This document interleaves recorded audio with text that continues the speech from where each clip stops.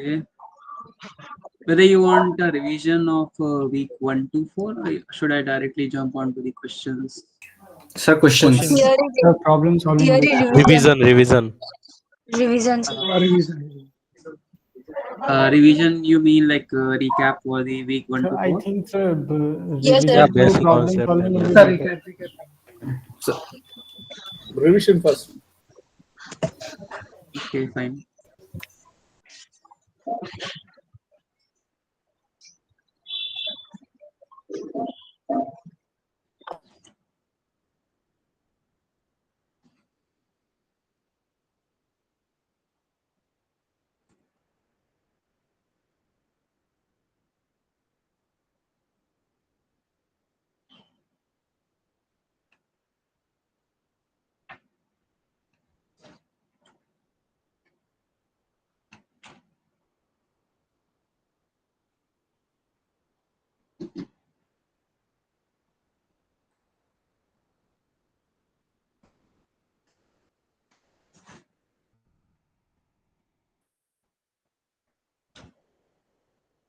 Okay, fine. Let's start.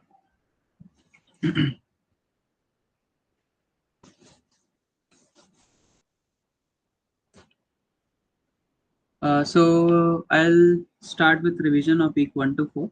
Okay, I'll take around 1 hour. Then I will move on with the questions for PYQs from the PYQs. Okay. sir, instructor doing revision for week 1 to 4 and study at class and today also class. So, can you do PYQs? So No. okay, see, one thing what I can do is I can start with the PYQs, and in between whatever concept I will Yeah, Yes, sir. agree, encounter, agree, sir. I can explain that. Okay. And that will Sir, be but theory is difficult to understand, sir. Once please go through the theory. Yes, yes, yes. We'll Okay. keep a recap. Okay. and Let's do Satya one is thing. already taking the session for that. Wait. Let's do one thing. I'll just start with some important concepts. Okay. Fine. Then I will cover the questions. Anyway, the questions are easy, so it won't take much time. So I'll start with the concepts. Uh,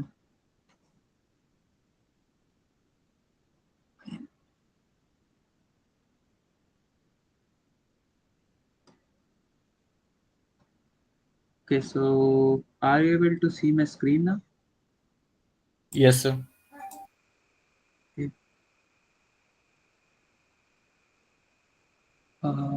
Fine.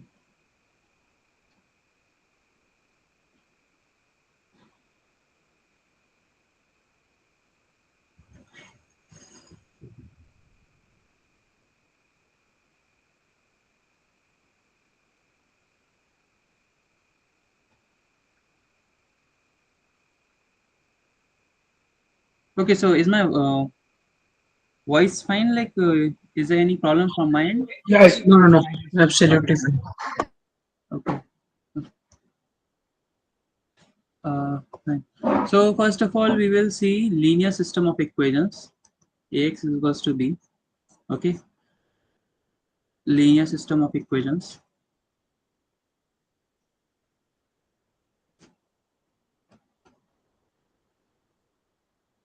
And then there is a special case of a linear system of equations which is known as homogeneous system of linear equations, right? Which is Ax is equals to 0, right? Okay. Is this visible? Is this color visible to all of you? Like, is anyone having any problem seeing this? No, sir. No, sir. Clear. No, sir. Yes, it's fine. System, okay. Okay. So see, in this linear system, you have three parts. Okay. So this A is your coefficient matrix. Matrix. This is your solution vector. Solution vectors. Then this is a vector b for which we have to solve the system. Okay, so there is no name for this. Okay, where did it go? Now, so this coefficient matrix could be square or rectangle. You know that, right? It need not always be square. Is this clear? Hello. Yes, sir. Okay, so one more thing, if you are able to operate on this matrix, you can solve almost all questions regarding rank, nullity, and everything. Okay, so let's take one example. Okay, so generally your system of equations is given like this, that is a1 x plus b1 y plus c1 z is equals to p1 is equals to p. Then a2x plus b2y plus c2z is equals to q.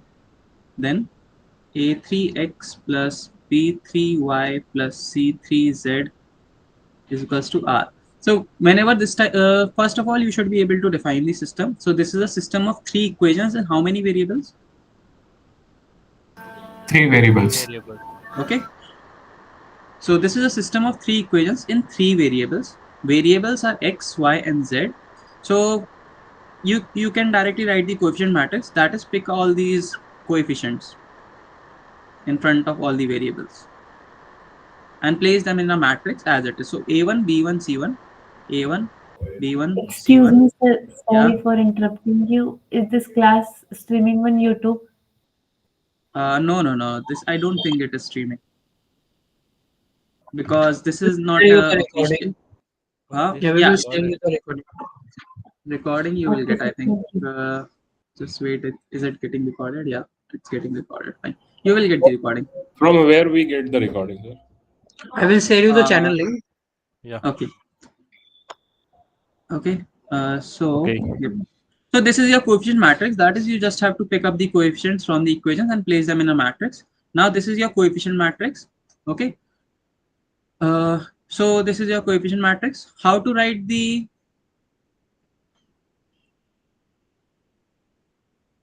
augmented matrix?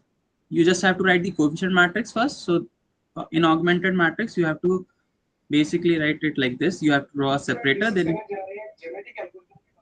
hello. Yeah. Then you have to write this PQR, and here you will have the coefficient matrix. Okay, so one thing I can do is, instead of explaining like this, I can directly take on the questions.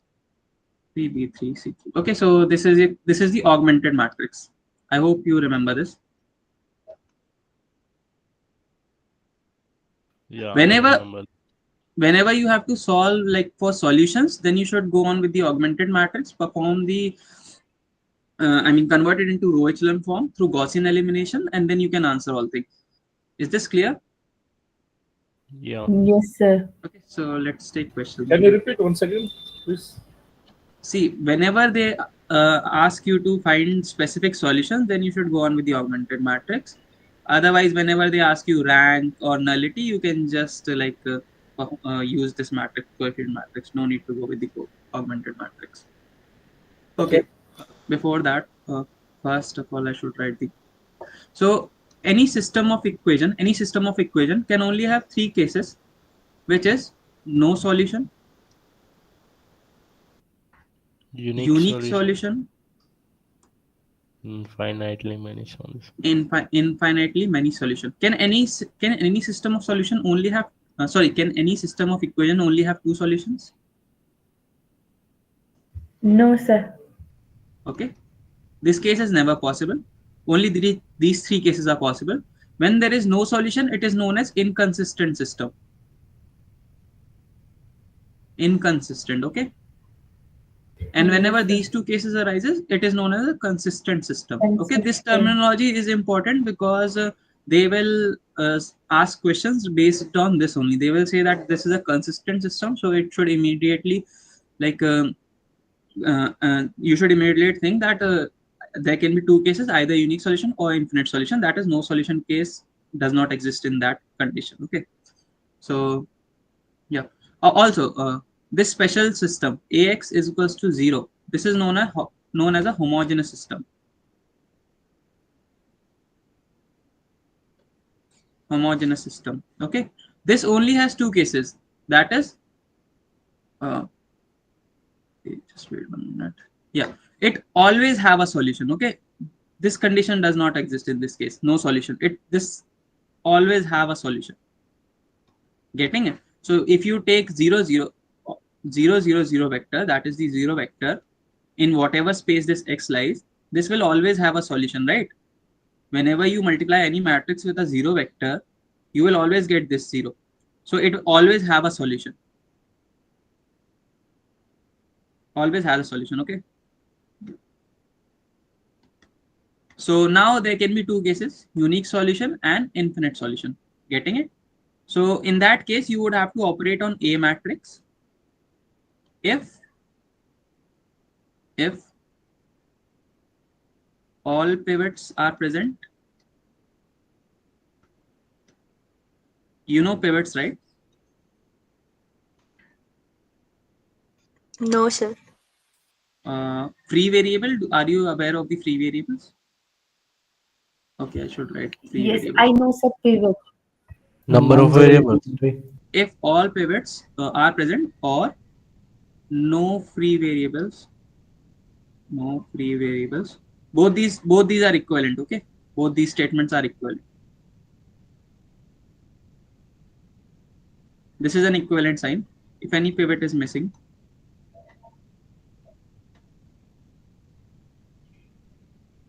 presence of more than one, more than like presence of any free variable. Sir, can you tell the example for this? Yeah, okay, I'll go. Okay. See, okay, I'll take some examples. Here, some concept is related to determinant is 0 or non-zero. See, first of all, you should know whenever determinant term comes, the coefficient matrix should always be a square matrix because determinant is not defined for a rectangular matrix. Is that clear? Yes, clear. So, okay, I will take some examples and then Why I am asking the question? So sometimes a determinants equal to 0 or non-zero, and the system have a solution or no solution. That's why here you define the terminology X equal to B equal to no solution. Yeah. Okay. I'll explain. Let's see. First of all, let me take some question. I think it should be in practices. I don't know. Okay, fine. Okay, one more thing. Are you aware of different representations of a linear system of equation? So, see, when you see row wise, that is basically intersection of planes. If you see the row picture, these all are planes. This is a plane. This is a plane. This is a plane. Okay. Yeah. So system, a solution to that system is basically intersection of the all those planes at a single point or wherever they intersect simultaneously. But if you see the column picture, then it is basically linear combination of columns. This column, and this column. If they linearly combine to give this column, then this system has a solution. Okay, so you should know that. Anyway, okay, I'll do examples and then you will understand. Okay. Okay.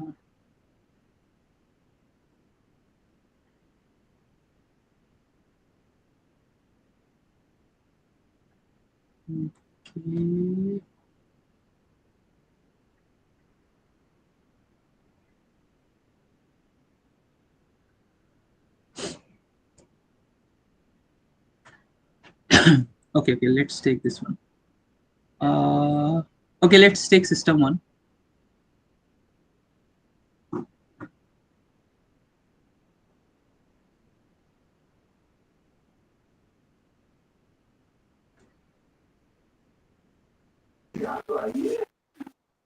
Okay, so sorry. So this is a system of 3 equations in 3 variables, right? So first of all, you should be able to write the coefficient matrix. Okay, so let's start with the augmented matrix. So first this part is the coefficient matrix. You know that this part is the B vector. Okay, so let's write coefficient matrix. Tell me what is that? It is -1, 2, -2, 2 and 2. -2. 2, 0, 1. Okay, so here a y is missing. Okay, so basically the y has 0 coefficient, so that's why I've written 0, and z has 1 coefficient. Then 1, -3, and 1. Okay, 1, -3, and 1. Now I have to write b vector 2, -1, 3. Okay, is this part clear? Yeah. Okay, now what do you do? What you do is you perform Gaussian elimination, right? Gaussian elimination is nothing but simple elimination, but in matrix form it is easy, right? I mean, yeah. So okay, so what you first have to do? First you have to convert this to 1, right? So what I will do is I will multiply this row with -1. So this will become 1. This will become -2. This will become 2, and this will become -2. Okay, then I just write it down as it is. Okay, so what we do to convert it into row echelon form is, first we convert it into 1, this pivot. This is the first pivot. If it was 0 here, then we would have to exchange rows to bring a non-zero quantity here. Is this part clear? Yeah. Suppose suppose our system was like, suppose here it was 0, x was not present. Then what you would have to do is you have to exchange rows so that you have a non-zero quantity here. Then you would have to convert it into 1. So okay, so now what you have to do is, in row echelon form, what you do is, after you have converted this pivot to 1, you start cleaning down this pivot. That is, you create zeros below this pivot. Okay, so let's see how do we do it. So 1, -2, 2, -2. Now what you have to do is, you have how to create a 0 here. Subtract 2 times of row 1 from row 2, right? Yes or no? Yes. Yes, sir. Yes. Okay, so this will become 0. Then this will become 4.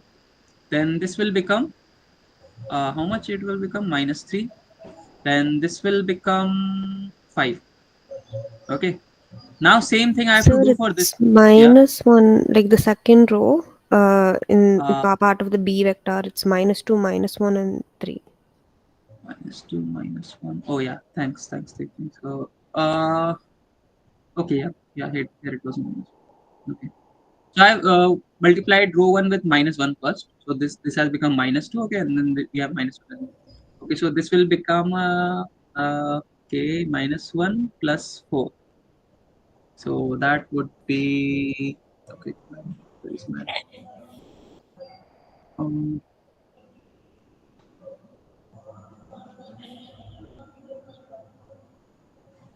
If we switch 2 rows, then okay, see, don't try like so first of all, that determinant concept won't come in the sign will be handy. changed. For what? If Sign of what? we switch 2 rows.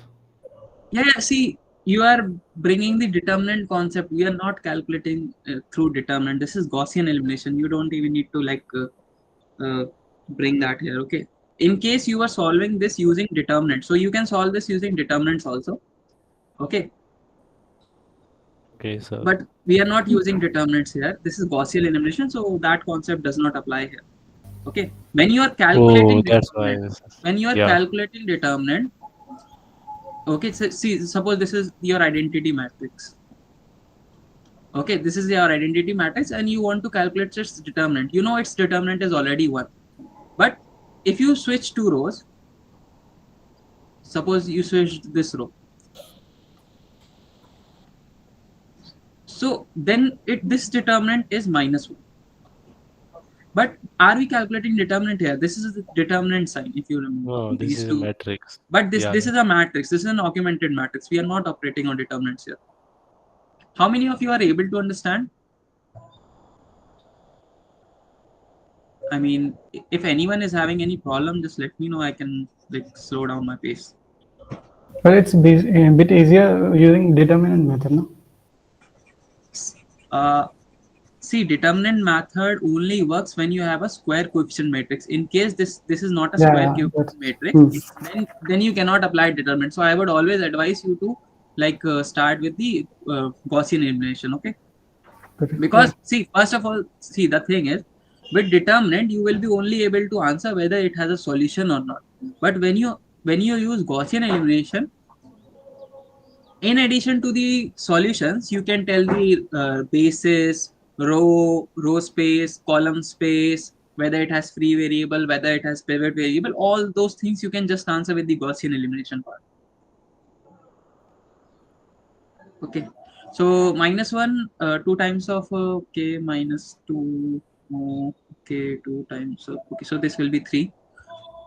Then then you have, okay.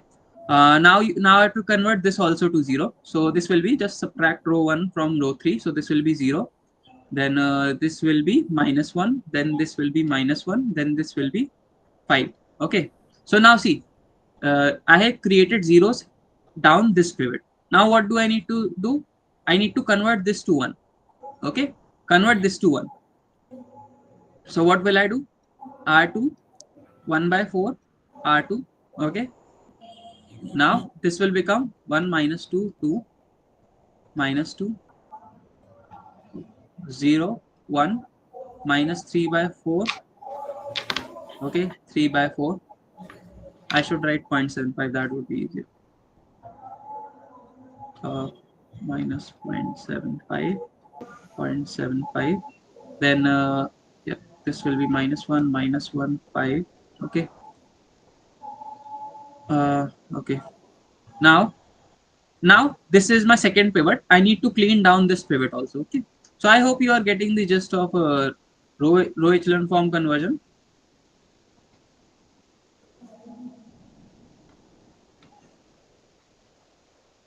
Okay, what would have happened if it was a 0 here and a 1 here? Then I would have to switch these two rows so that a 1 comes here, right?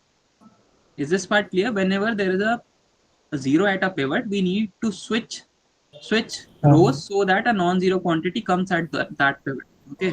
Yeah. Okay, so now let's start cleaning down. So minus 0.75, 0.75, then this will be 0. Then okay, so now what do I need to do?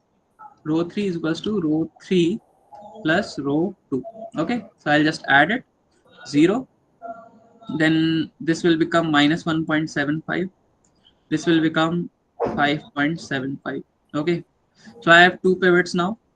Now what do I need to do? I just need to scale this by 1 by minus 1.75. So this will become 1. Okay, last pivot. Okay, so the numbers are bad. 0, 1, 1, minus 0.75, 0.75. Okay, so 0, 0, 1, and this will be minus 5.75 by 1.75. Okay, so now see, now you have converted it to row echelon form. Okay, this is the row echelon form. That is We have rank 3. first And entry of each. reduced row echelon form is different. Reduced row echelon form is different. Also, one more thing. Reduced row echelon form, RREF. Okay, REF. This is not unique for a matrix. Not unique. This is always unique. Okay.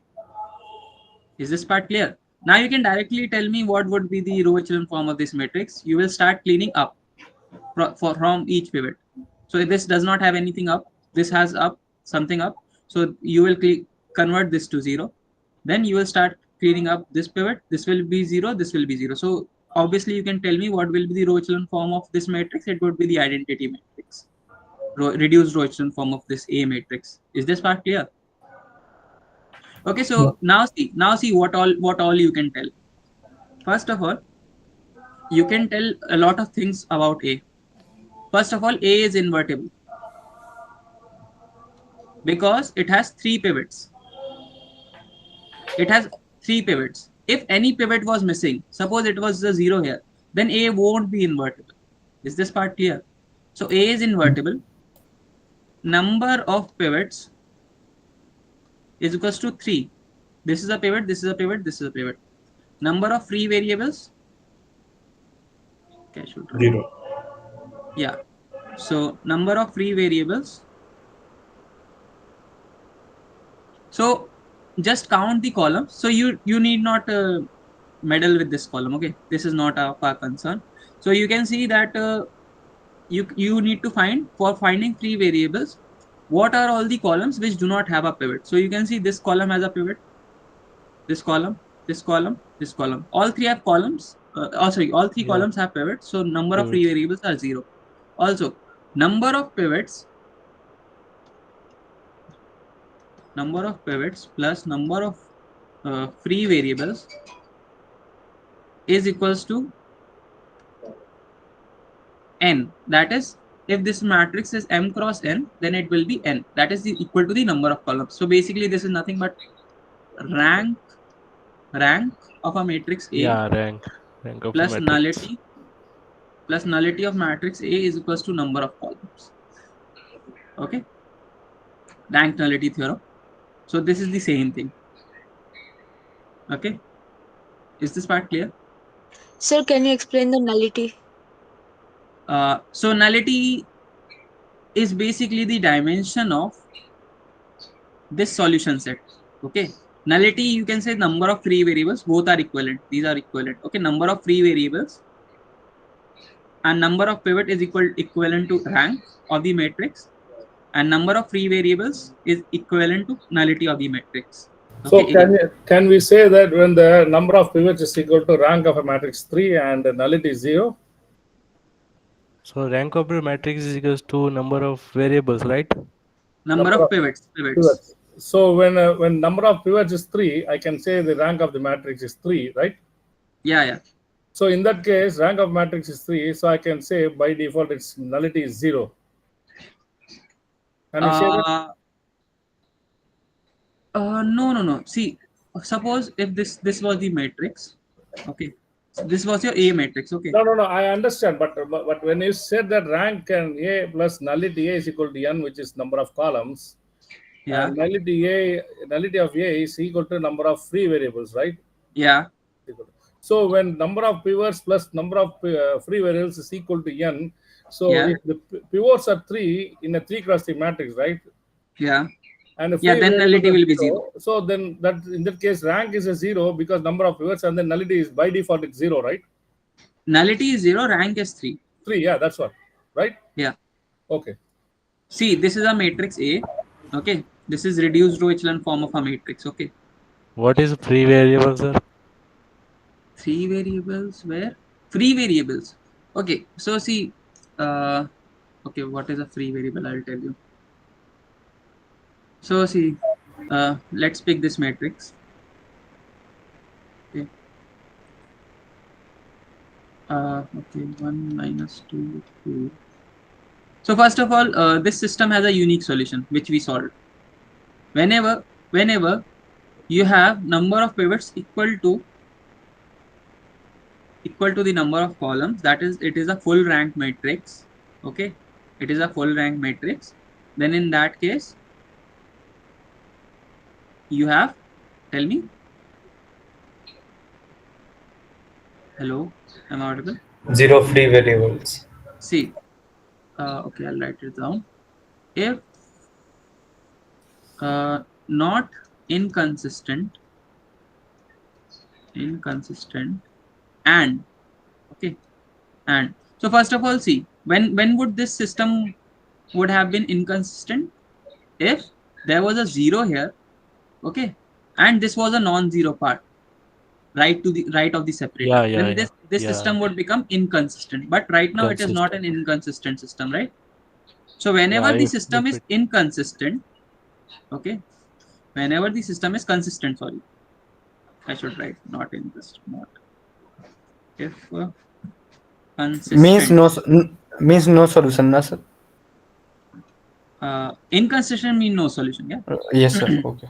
If consistent and number of pivots number of pivots is equals to n. Okay, this implies unique solution. Okay, and if consistent, okay, that case does not exist, where this is a zero quantity and this is a non-zero quantity. So if consistent means that we are excluding that case. Okay, if consistent and number of pivots is less than n. Pivots Not, is not equal less to. than n. This implies infinite solutions. Infinite solution, yeah. Okay. Are you clear with this? Yes, sir. So in the right, you wrote this RREF always. When will the number of pivots less than n? When will number of the pivots less than n? Okay, I'll tell you this case. See this case. So how many pivots are there? 1, 2, 3. This column does not have any pivot, does it? So is it consistent? But it's B vector, right? What? See, there was no B vector here. I did not take any vector. Suppose the B vector at the end of, suppose you had some system. Okay, this was A was a 3 cross 4 matrix. Okay, and you converted it to row echelon form. Okay, then you got this. Suppose you got this. Then in this case, you can see that there is no inconsistent case, right? Is it? Is there inconsistent case? Sir, but one column is 0, so it can be One inconsistent. column is 0. Yeah, Which sir. column is 0? One column. Last column. Last column is 0. Not This one. the 0, 0, values, 0. sir. This. Yeah, not the values. Values, one all after values are eight. 0 in last column. Fourth All column values is are talking 0 about. in last column. This one. Fourth column, I think he is talking about. Fourth column. This one. Yes, fourth column. Yes, sir. Yeah, Yes. yes. So how does okay, but how does this tell you that it does not have any solution? So what is the condition for no solution or inconsistent? It is this. See, I'll tell you. If it was like this, if at the end of conversion you got this 0 0 0 0, and here you had suppose 8 or 5, then this condition where you have zeros in the last row or last row to the left of the separator and a non-zero quantity here, then this implies that there is no Inconsistent. yeah, Inconsistent. no solution. Okay, So is it consistent or inconsistent system? this is a consistent system. Yeah, 0 is equals to 0. So whenever this condition does not exist, then it will be a consistent system. Okay, so this is a consistent system. Tell me, can you see that case where we had a like where we had okay, suppose it was 1 here also, then now tell me, is that condition there where you have zeros to the left of the separator and a non-zero quantity? Is that Yes, condition here? it is consistent. Okay, so this is a consistent case, or you should say solution exists. Okay, but you need to remember the terminology because most of yeah. Sir, how? Sir, can we tell like this that pivots are independent variables and free variable? No, pivots are Yeah, dependent so and free yeah, variables are okay, independent. good thing. So pivots are also known as dependent variables. Okay, so pivots are, yeah, go on. Existence of pivots doesn't decide that whether a system is consistent or not consistent, right? Here in fourth column we don't have pivots, still it is a consistent system. Yeah. So see, only the B value, if it is 0 to something integer, then only it is inconsistent. See, when in this column in the augmented matrix to the right, that is the B column. Okay, if you have a non-zero quantity here and the corresponding row to that has all zeros. All variables. Yeah, if all zeros. 0, then it is inconsistent. Yeah, then it is inconsistent. Okay, only that you need to remember. For unique solution and all that, then you have to count the number of pivots. Okay, so let's see. this is a system which I have taken. So how many pivots are there? 3. Pivot. These are 3. 3. Number of free variables? 1. Number of this column, okay, this column. So number of free variables is 1. Okay. I'll also tell you why is it a free variable. Okay. So number of free variable is 1. Now, okay. Now rank. Yeah, rank same. Okay. Rank nullity. I think nullity is not part of week 1 to 4, right? So you need not remember this right now. Okay. Now, is row space and column space part of that week 1 to 4? Yes, sir. Okay. So see, first of all, you should okay. Suppose we go back to our original case. Okay. Suppose I only took A matrix. Okay, A matrix. Forget about this B. Right now, forget. Whenever they ask you row space and column space, they won't ever give you this B vector. Okay, they won't be asking you to solve some system. Okay, suppose I only had A matrix. Okay. Let's take A here back. Yeah.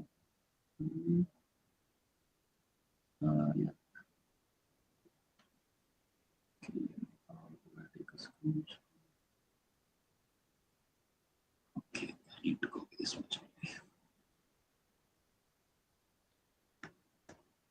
Okay, so this is the same matrix.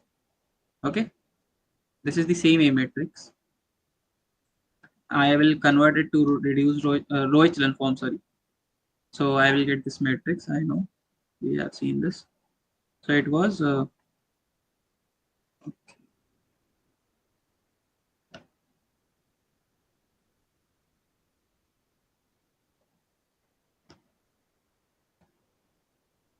So after row echelon form conversion.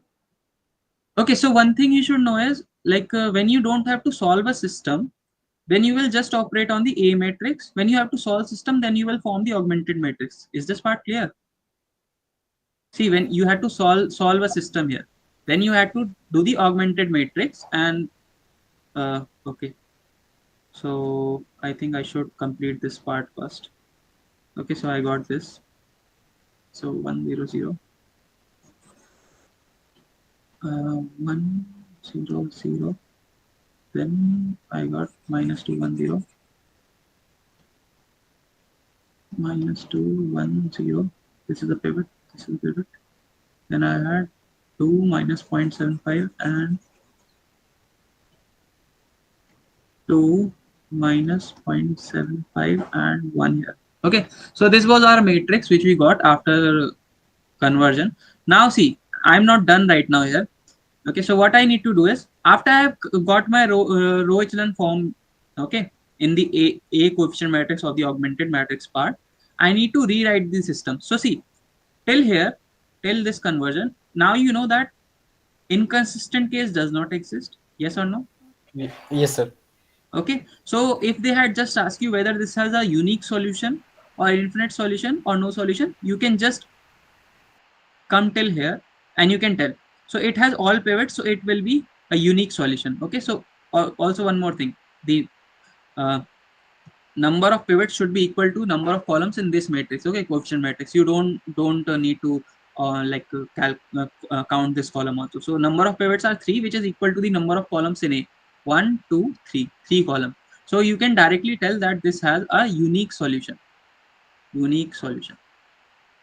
Okay, unique solution, because the first of all you will check out the condition whether check out the case whether it is inconsistent or not. Since it is not inconsistent, you can see that number of pivots or number of dependent variables is equal to the number of columns in A. So this has unique solution. If any pivot was missing, then you would have said infinite solutions. Clear?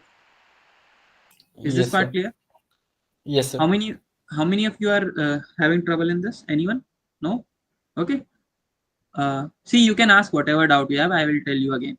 So this has unique solution. But if they had asked you what is the unique solution, then you would have to go even beyond this. Okay. So what you have to do?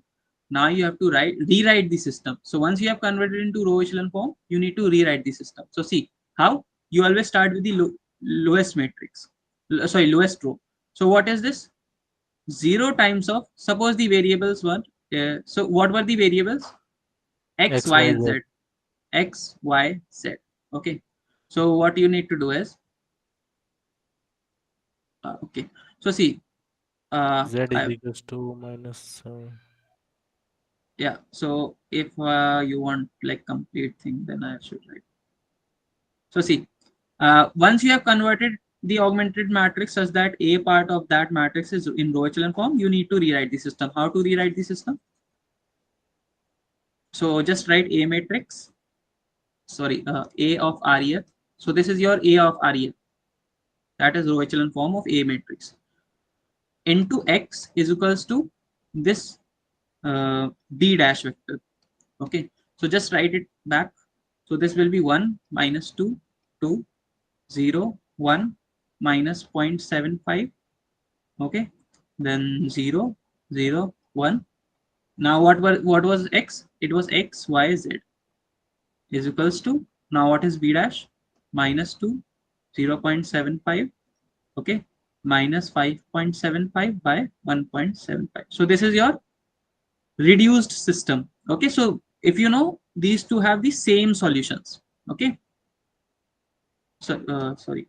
Yeah. So reduced system and the original system, AX is equals to B here, always have the same solution. Okay.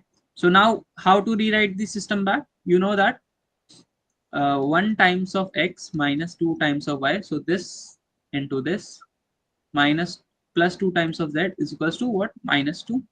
Then 0 times of X. So I will just remove this. Okay. No need to write. So Y minus 0.75 Z is equals to how much? 0.75. Here, 0.5. this with this, you will get this. Then Z times of Z times of 1 times of Z is equals to minus 5.75 by 1.75. So one thing you should see is, see, you originally what you used to do is, you had 3 equations, these 3 equations. See, if you don't, if you remember how like in your 10th and 12th standard, how you used to do is, you will use 2 equations, you will eliminate one variable from it, then from that you will get an equation with 2 variables only. Okay. Then you will use other 2 equations, you will get another equation. Okay, I'll just not do this. See, I'll just show you. I mean, this is not a concept building session, but yes, we know that. Okay. So basically, Gaussian elimination is doing the same thing, right? It's just that it is doing in matrix form. Okay. So see, now what you need to do, you already have Z value, which is this. Okay. Then you will have Z, you will substitute it here, you will get Y. Then you will have Y and Z, both values, you will substitute it here, and here you will get X. Clear? So this will give you the unique solution, which you wanted. Okay. Is this part clear? Anyone, any doubt here? No, sir. Okay. Now, in this case, what would have been the solution? So first of all, you should see that A is a 3 cross 4 matrix. So X would be 4 cross 1 is equals to B dash, right? If you wanted to rewrite this system. So see, so what are the free variables? So suppose X is P, Q, R, S. So in this case, what will be the free variables? Only S will be the free variable. Okay, because column corresponding to it does not have any pivot. Okay, what if there was a 1 here? What if there was a 1 here? Then it is inconsistent. Then it is not free, so free column. No, it is still a free column, man. It is okay. First of all, tell me, is this like a reduced row echelon form? Is this a valid reduced row echelon form? Yes. Okay, so this is a reduced. What about this 8? Yes. Is this a reduced row echelon form, and free variable is a 8. Okay.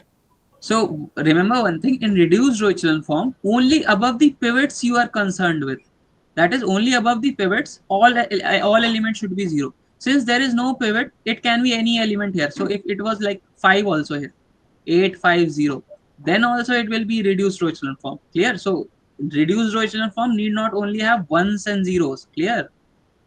Are you clear with this part? So see. Yes, So yes. this is not free variable. Huh? This is not a free variable. Yes, x4 is still a free variable. Okay. See, okay, I'll tell you what happens is.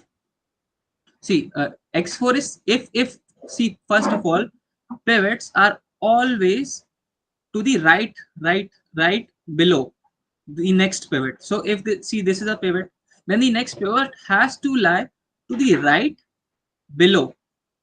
Okay, that is it. It is always to the like I think it is called as right diagonal. Triangle. Yeah, it should always move like this. Always you should be moving like this for pivots. So see,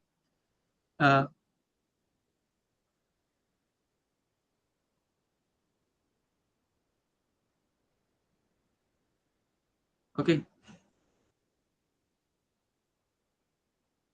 So see, yeah. So this is a pivot.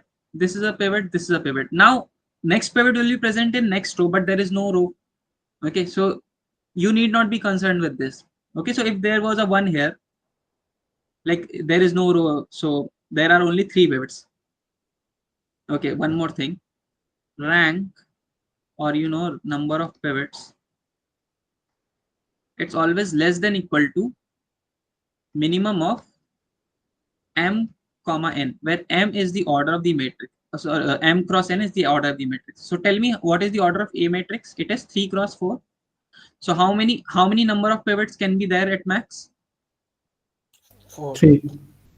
3. Sorry. This is a minimum function. Okay, so this will be minimum of 3 cross 4. So maximum number of pivots will be 3. Clear? Yes. Okay, so s is the free variable in this case. Anyone any doubt? No, sir. PQR are the. Excuse me, sir. Yeah. Sir, the rank can be given as the number of non-zero rows after the Yeah. reduced to echelon form. Can we say Yeah. like this? Yeah. See, number of non-zero rows will always be equal to the number of pivots. So see, how many non-zero rows are here? Also, one more thing. Yeah. So is this necessary that the free variable is always in last? No. It is not necessary. Okay, so suppose it was like this. We can also say columns having leading entry. See. What? Sorry. Columns having leading entry. That is one. It's an inconsistent, right? No. This is also consistent system. In this case, R becomes the free variable. You have shifted 1 to the right side, so above that column, all the elements should be 0, right? Yeah, in case it was given you that it was a reduced row echelon form, so this is a valid row echelon form. But if it was said to be reduced row echelon form, then all these will be zeros. See, in row echelon form, we start cleaning. Then it's not free variable, right? What? Sorry. In the column, if all elements are not 0, then it's not free variable. In this column. In this last column. No, third column. Third column, yeah. See, there is no pivot. There is no pivot in this third column. Okay, there is no pivot in this third column. So in this case, R will become the free variable. Okay, so pivot can be like this also. Is this clear? See, pivot need not be just next to the pivot in the row above it. It can be like this also. That is, it is to the 2 steps away from the pivot above it. So next pivot is here. Clear? The rule anyway, it has to be right to the previous column. Sorry? Means anyway, it has to be right to the previous column. Yeah, any pivot has always to be to the right of the pivot above it in the row below. Okay, that is any pivot. This pivot is to the right of the pivot in the row above it. Clear? Pivot Is this part clear? Any pivot, see this pivot, so this does not have any row above it. Okay, so we need not be worried. Next pivot is to the right. Okay, right of the pivot above it. Clear? This pivot is to the right of the pivot above it. Now this pivot is also to the right. Now it need not be just right. Okay, this would have been just next to the next right to the pivot above it, but this is also to the right of the pivot above it. Is it clear or not? Yes, sir. Okay, so in this case r would become see, in this previous case when 1 was here, s became the free variable, but in this case r became the free variable and s is not the free variable. Is this part clear? Yes, sir. Yes, sir. Okay, then okay, I'll tell you like what does free variable and this independent means. Okay, so let's go back to our original case. So 1 8 5 0. Okay, so need not be 0, it can be like 2 also. Okay, so this is also a valid row echelon form. Clear? Is this part clear? Anyone Yes, having sir. any doubt why No, sir. why this is a valid row echelon form? See, always remember, in row echelon form we clean down the pivots. Okay, so we are only concerned with this, these being 0, whatever. So next pivot is this, so below it all elements should be 0. Now next pivot is this, below it there is no row. Okay, now there is no next pivot because there is no next row. Okay, so now you can say that this is a valid row echelon form. Yes or no? And in reduced row echelon form we start cleaning up the pivots. There is no row above it, so don't need to worry. There is a row above it, so you would, if this was a non-zero element, then you would have converted it to 0. This is a pivot, then convert it to 0. Now there is no other pivot, so these can be any non-zero numbers. Clear? Any doubt here? Any doubt here? Anyone? Any independent variable would be called free variable, right? Yeah. Then what is the free variable in this? Which case? This case? It is the s variable. This column does not have any pivot. Okay. Okay. Because none of the column have all the zeros. None of the column has all the zeros. In Okay. this case. What is the definition of pivot? Pivot is the first leading non-zero entry of every row. Clear? So first leading non-zero entry of every row. First, this is the first leading non-zero entry of first row. This is the first leading non-zero entry of the second row. This is the first leading non-entry of the third row. Now, do we have any fourth row? So we won't have any pivot. So we are not concerned with this because this is not the first leading non-zero entry of the third row. This is the first leading non-zero entry of the third row. Clear? Is this the definition of pivot or not? Yes, yes. Okay, so these are not, this is because there is no fourth row, there is no fourth pivot variable. Is this part clear? Yeah, but what is the free variable in this case? It is s. This is the free variable s. Okay. Because this fourth column does not have any pivot because there is no fourth row. Okay, so you will just see whatever columns have pivot. This column has a pivot, this column has a pivot, this column has a pivot. This column does not have a pivot. Yeah. Sorry? In simple, what we can say, the fourth column doesn't have any leading entry. If any of the columns have not pivot, then so basically just remember, variable, right? if any column does not have a pivot, okay, now what is pivot? Pivot is the first leading non-zero entry of any row. Okay, so is this two first non-leading zero entry of leading non-zero entry of the third row? No, because you already have a 1 here. But if this was the case, see, if this was the case, then this 2 will be the first leading non-zero entry of the third row. Then this will become a column with a pivot. This column will become a column with no pivot. Clear? In that case, r would become the free variable. Clear? Yes, got it. Yes. In that case, two free variable are there. Sir, is pivot can be any number rather than 1? See, the thing is, whatever has been defined in our course, in that case, pivot is usually one. But if you see some other standard references, right? So in that case, it can be any non-zero number pivot. Okay, so this two will also counted be as pivot, but according to our course, it should be one. Okay. Yes, sir. So 2 is not a pivot, right? In our course. Yeah, no. See, these pivots are the locations. Pivot. This is a pivot location. This is a pivot location. This is a pivot location. Okay. This is a pivot location. Sorry. Yes. Pivot is a location. In that location, you can have any non-zero number. Okay. So, but the thing is, here you cannot have any non-zero number because all the numbers are zero. No matter what row you exchange, there was always a zero here. Okay. So due to Yes, that, yeah. So this is not a pivot. Okay. So, but just follow our standard, right? Which is try to make a one here. Like that's why we Sir, always convert this first to one. Yeah. Go on. sir, I have a PYQ of October quiz 1. Can you solve this? I am very confused in this. Okay, so see, first of all, I think I have taken May and okay, so Very good just wait. PYQ that. Please check. See, I will do some questions from it because I've picked this May and Jan 22. But if you have any questions in that, then I can explain that. Sir, please go through with your flow and then we. Yeah. Okay. So, is this part clear? Okay, so let's see some examples to clear your concept on pivots. Okay. So A matrix. Okay. Suppose this is 5, 2, 3, 4.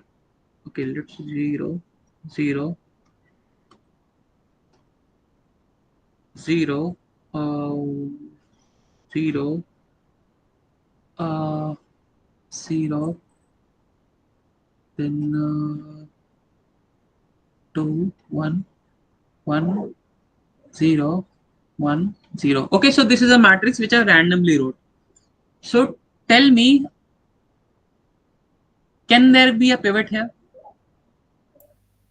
So see, you can see that this is a zero number. The third row. Yeah. So first we have to first we always start with this leftmost corner. Okay.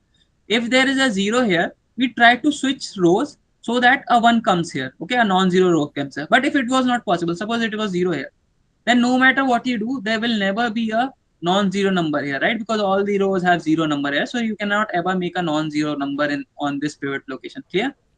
But since we have a one here, we will switch this. So this will become 1, 0, 1, 0.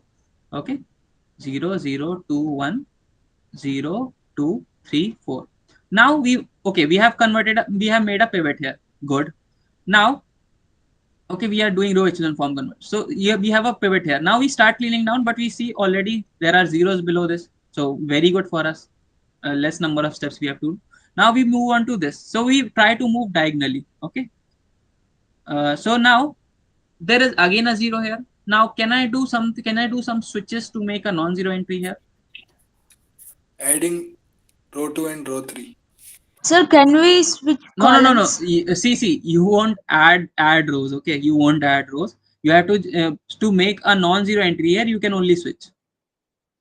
Okay, so can you switch some row so that a non-zero value comes there? Row 3 and half. Yeah, I can switch row 3 with row 2. Okay, so this will become 0, 0, 2, 1.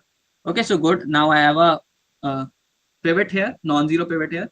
So, okay, I will just scale this to make it 1. 0, 1. Suppose this was an 1.5, then 2, then 0, 0, 2, 1. Okay, now I have two pivots. Good. Now I need to clean down this pivot.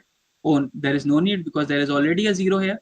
Okay, so are you getting in row echelon form conversion? We clean down the pivots, and in reduced row echelon form, we start cleaning up. So, but right now we are in the middle of row echelon form conversion. So now there's no need for cleaning. Now we move on to the next pivot. So there is a 2 here. Divide by 2. Yeah. Divide by 2. Yeah. See, not divide, scale by 2. I mean the same thing, but still scaling would be much better. because there are 2 row operations only, scaling and addition of multiples of a row to another. Okay, 1.52. So this will become 0, 0, 1 and 1 by 2. Okay, so this is in the reduced row echelon form. You have how many pivots? 3. 3. Okay, so this is the first leading non-zero entry of the first row, first leading non-zero entry of the second row, first leading non-zero entry of the third row. So you have 3 pivots. Clear? Which pivot is missing? Because this fourth pivot, because there is no fourth row. Okay, so if you had to rewrite the system now, x, y, z, sorry, not x, y, z, it was p, y, q, p, q, r, s. Okay, p, q, r, s. So when you will, okay, before that, see, first of all, what if we have p, q, r, o? p, q, that is those are just placeholders. You can take a, b, c, d. Only p, q, r, right? Like No, first of all, you will have, see, the thing is, this is a matrix, right? This is what 3 cross 4 matrix. So obviously the vector corresponding to it should have 4 cross 1. So a, b, c, d. Clear? That's why a, b, c, d. Yeah. So now when you I think there is some message or something. Just wait. Okay, yeah, Vicky Thakur, you have some doubt. By mistake, sir. Okay.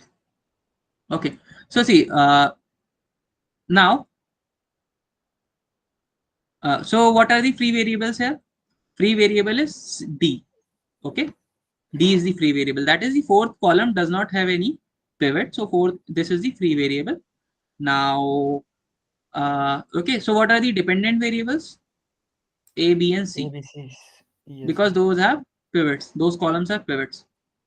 So A is responsible for the first column, B is responsible for the second column, C is responsible for the third column, D is responsible for the fourth column, and fourth column is missing pivot. So D is a free variable.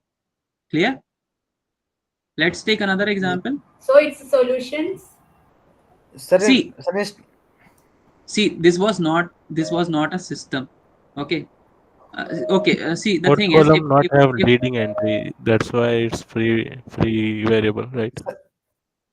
Okay. So someone asked me about the system. So the thing is, I started without suppose there was a b vector such that ax is equals to b. If b was like okay, then I would have to do Number of variables are more than number of equations, right?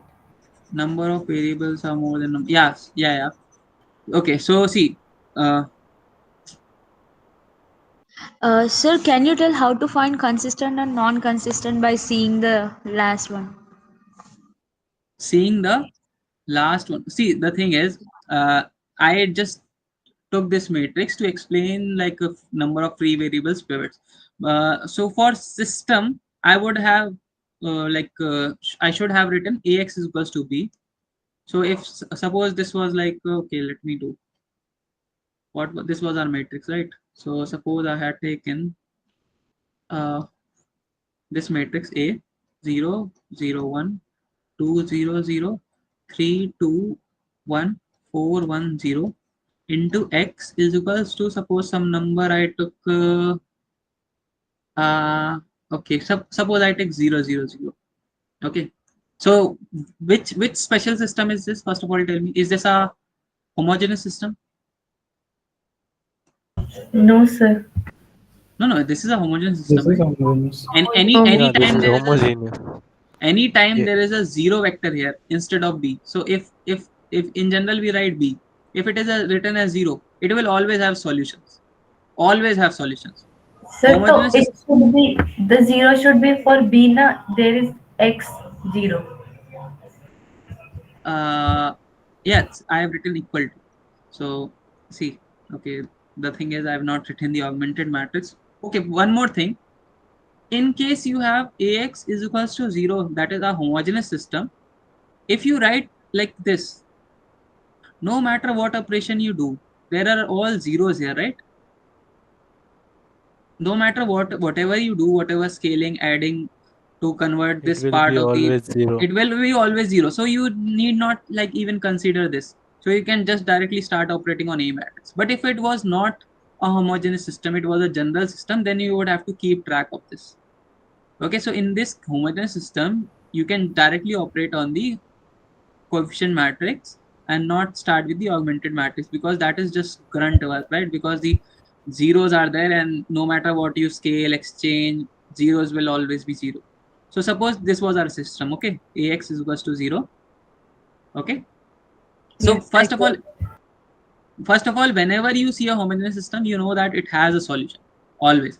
So there are two types of solution: trivial for a homogeneous system and Non-trivial. non-trivial, which is the case of infinite solutions. Okay. So what is trivial?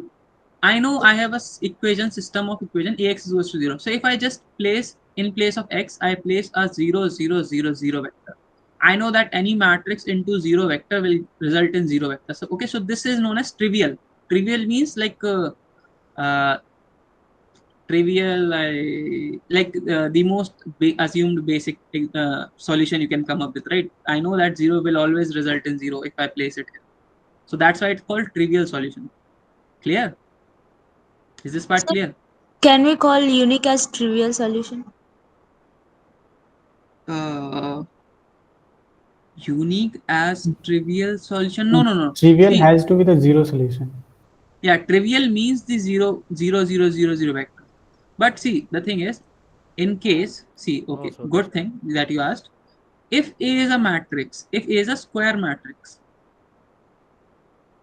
okay, A is a square matrix, in Ax is equals to 0, okay, then if determinant of A is not equal to 0, this implies that the solution is unique, which is also trivial. That is the only solution to this. Ax is equals to 0, in which A is a square matrix and its determinant is non-zero. In that case, solution is unique, which is the trivial solution. Clear? Is this part clear? Can you just repeat the last part? So can you just repeat the last part? I just lost it here. Lost connectivity. See, if you have a system Ax is equals to 0, forget about anything. Okay, forget about everything. So if you have Ax is equals to 0, now in that case, A can be square matrix. Square matrix. Okay, so you can always remember this. Okay, you can directly learn this as well. Rectangular matrix. Matrix. Okay. So if you have a square matrix and you have a rectangular matrix, okay. So in case of rectangular also, you have two types of matrix. One is known as wide matrix, that is n. So this is a m cross n matrix, n greater than m. Okay. And in this case, you have a tall matrix. So this is wide. This is tall. That is m is greater than n. Okay, only in case of homogeneous I am talking about. Okay.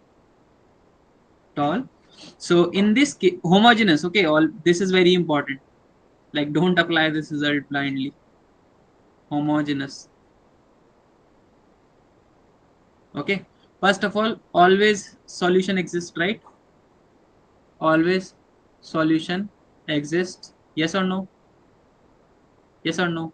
Homogeneous. As soon as you see homogeneous, in your sleep also, as you hear homogeneous, you should say always a solution. Okay. So always a solution. Now, two cases exist in always a solution. One is infinite solution or unique solution. No such case of two solution exists, right? So only two cases exist. Yes or no? Yes, sir. So see, determinant is not equal. What? Sorry? If determinant not equal to 0. See, determinant, whenever you are talking about determinant, it is always in context of a square matrix. Yes or no? Can there be a determinant of rectangular matrix? No. No, right? No, sir. Okay. So yeah. In this case, if determinant of A is equals to 0. Okay, so there are two cases. If determinant of A is equals to 0, and determinant of A is not equals to 0, this implies unique solution, that is the trivial solution only. Trivial solution only. That is the only 0, 0, 0 vector. And in this case, if determinant is 0, this implies infinite solutions. Okay. Now, in this case, wide matrix, always infinite solution. Always infinite solution. Tall matrix. In tall matrix, there are two cases. No solution. Huh? No. In tall, see, first of all, we are operating in homogeneous case, so there can be no case of inconsistency ever. Clear? Is this part clear? Yeah. If I was talking about Ax is equals to B, then there will be case of inconsistency. Okay. Okay, but right now we are talking about homogeneous system. Okay. Now tall matrix has two conditions. That is, if number of pivots. Okay, so this is number of pivots. Okay. Number of pivots is equals to n. If number of pivots is not equals to n, this implies unique solution, that is only the trivial solution. See, the thing is, see, I do not have like memorized this stuff. I'm just like logically following the chain and writing this. So if you start like mugging up this stuff, then you might, and you have not like carefully seen all the cases, then you might do it wrong. So okay.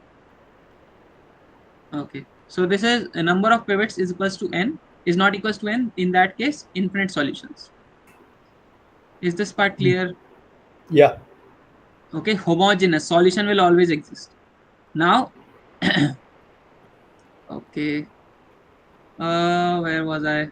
Okay, so see, now I will explain why is it called free variable and why others are called dependent variables. Okay, so suppose we had this system, right?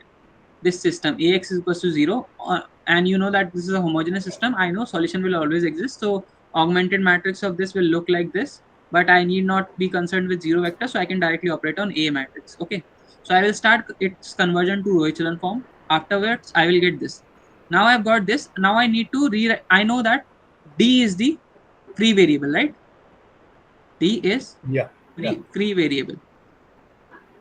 See, now you will know why. See, free, what does free tell you? Free variable means, see, the word free comes because, no, see, the free word means that it can take any value. So D belongs to real number. It can take any real value. Okay, now see, I will tell you. So now rewrite the system. I know what is this. There is one here. There is a one here. So first write this equation. So what will it be? Help me to write it. So it will be 0 times of A, 0 times of B, plus 1 times of C, plus half times of D, right? Yeah. Yes or no? Yes. 1 time, see, okay, 0 times of A plus 0 times of B. Okay, so this into this plus 1 times of C plus half times of D is equals to now see here we had a 0. That okay, so this will be 0. Clear? Yes or no? Yeah. Then this equation we have to write. This second equation we have to rewrite 0 times of A plus 1 times of B plus 1.5 times of C plus 2 times of D is equals to 0. Now this third equation we have to write 1 times of A plus 0 times of B plus 1 times of C plus 0 times of D is equals to 0. Okay, so we have rewritten. Now what you have to do is, which is the free variable D. You have to express all other variables A, B, and C in terms of the D variable.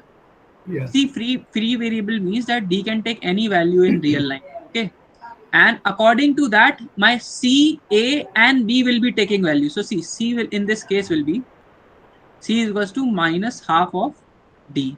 Okay, this now I find C and I have D, so I need to express B in terms of C and D. So B is equals to 1.5 times of C plus 2 times of d. I know this implies b is equals to what is c? C is minus half of d. So that is 1.5 into minus 0.5 times of d plus 2d, right? So what is b? B is so minus 7 point minus 1.25. minus 0.75 d. Okay, Sir, 15. here b Yeah. equals to minus 1.5 c minus 2d, right, sir? So see, c 1 times 0 times of a plus 1 times of b plus 1.5 times of c plus 2 times of d is equals to 0. So c I have already found in the above equation. So c is equals to from here c is equals to minus half of d. Then I have to substitute c here and d I have. So b will be 1 point. Okay, yeah, you Minus 1.5. yeah, correct. Thanks. Okay, so this will be minus 2d also. Yeah. Okay. Fine. So b is equals to what would it be? So c was minus 1.5 and c was minus 0.5. D plus sorry minus 2d. So now what is this? This is 0.75 of d plus of. So there are two minus, right? So Yeah. 0.75 of d minus 2d. So what So is this? This is minus minus 1.25. minus 1.25 of d. So I have expressed b also in terms of d. Now I have to express a in terms of d. So a is equals to from here. A is equals to minus c, right? There is 0. So a is equals to minus c. So a has become what is c? Minus point. So minus of minus 0.5 of d. So this has become 0.5 times of d. Okay. So see now why are these a, b, and c called dependent variables? Because see a is depending on d, b is depending on d, and c is also depending on d. Clear? That is I was able to express all rest of the three variables in terms of d. So d is a free variable, that is d can take any value in real line. Okay. Is free variable and independent variable are same? Yeah, same thing. Okay. Independent means independent to take any value. So see, d can take any value along this real line, and according to that value, whichever it takes. Suppose if it takes 5, then a, b, and c will take some values according to that value of d, which is 5. Okay, so they are dependent on d. Clear? If d takes suppose 7.99, then d takes 7.99, then a, b, and c will vary accordingly. That's why they are called dependent variable. Clear? So infinite. So this is all independent variable, right? Yeah. So see, that is why infinite solutions come into place, because d is free to take any value on real line. So I can get any solution. So see, now how I will write the solution set. I know A, B, C, D. So see how you write the solution set is this. Solution set I'm writing. Okay, not one solution instance. I'm writing solution set. So okay. So A, comma B, comma C, comma D. Okay, so this is this is the solution set, right? A times of A, B, C, D is equals to 0. Okay, this is the solution set X. Or I can write it as just substitute everything 0.5D 0. A in place of A 0.5D, in place of B minus 1.5D, minus 1.25D, then in place of C minus 0.5D, and D as it is. Yes. Okay, so now I can take D common. Yeah. Okay, so this has become this minus 0.5. 1. Okay, so this is your solution set. Okay, so see all your solutions are of this form, that is they are scalar multiples of this vector. Yeah. Okay, anyone any And doubt? D, Yeah, go and on. D can take any value. Yeah, D can take any value, so D belongs to real number. Okay, so I should write like this, D belongs to real number. Okay, so this is the solution set. Ax is the solution set, which is this. Okay, Is this part clear? So you can see that this is a scalar, right? D. So it can take any value, and all my solutions will be scalar multiple of this vector. Is this part clear? So, Yes, yes. so you know what the picture in R3 looks like. So see, first of all, sorry, R4. This is R4. These So are means real number, right? I cannot draw R4, but just know that suppose there are how many planes? There are 3 planes, right? Yeah. So they are somewhat like this. See, first of all, this is R4, so I cannot draw it. Uh, okay, so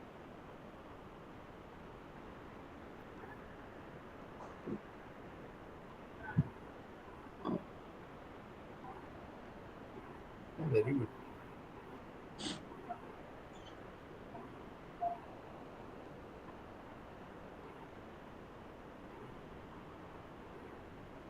so your solution line is this. That is, there are 3 planes: plane 1, plane 2, plane 3. Okay, since there are 3 equations, right? In R4, there were 3 equations. 3 cross 4. 3 equations: 1, 2, 3. So these 3 equations represent 3 planes, and intersection of, so this is the solution line. Okay. This is X. Okay. How many of you are clear with the concepts of free variable, independent variable, pivots? Sir, I have a doubt on one thing, sir. Like while when they give like when we get REF at the end at the last, I don't know how to calculate a unique and infinite solution on seeing the last row. On seeing the last row. In See 3 first, cross 5, right? huh? In 3 cross See, 4. In a see 3 first, cross 3 matrix, last Yeah, yes. will be 3 0. cross 4 matrix. in a 3 cross 3 matrix. Okay, I think we did one question, right? Here it was somewhere. No. Okay, where did it go? Yeah, it was here. Okay, one thing. No. Where is our original system? Yep, here it is. Okay, so this was a 3 cross 3 system, right? This was a 3 cross 3 system, yes or no? Yes. This was okay. So, okay, did I not do this? Yeah. So see, once you have got this, once you have got this, once you have converted, okay. So we got our A matrix here and the corresponding B vector here after conversion. So I have rewritten the system again. So first I will write this equation, then this equation, then this equation. So I have written this. See, 0 times of x plus 0 times of y plus 1 times of z is equals to minus 0.75 by 1.75. Yes or no? I have written this. So what is z? Z value is Minus 5.75 upon 1 minus 1.75. 23 upon 7. Okay, 23 upon 7. Then this is something upon 3 point, Yeah, 3 point, something. yeah, 2 by 3.28. 3.28, yeah. 3.28 something. So Z value I've got this. Okay, so see, now see one thing. In this case, all the 3 pivots were present. Okay, so no free variable was there. So you can see Z taking a unique value, right? Then if I substitute this Z value here, I will get Y as 0.75. I have rewritten the second equation.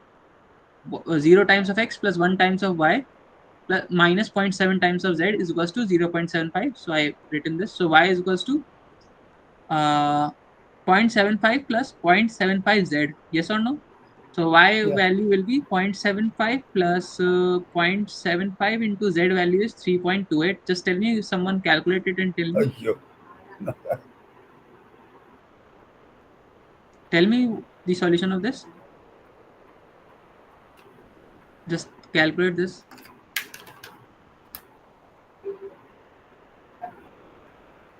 Sir, if there is no free variable, then we consider it as a unique solution. We consider that no. Okay. Okay, see. Okay, just okay. I'll just give you one thing.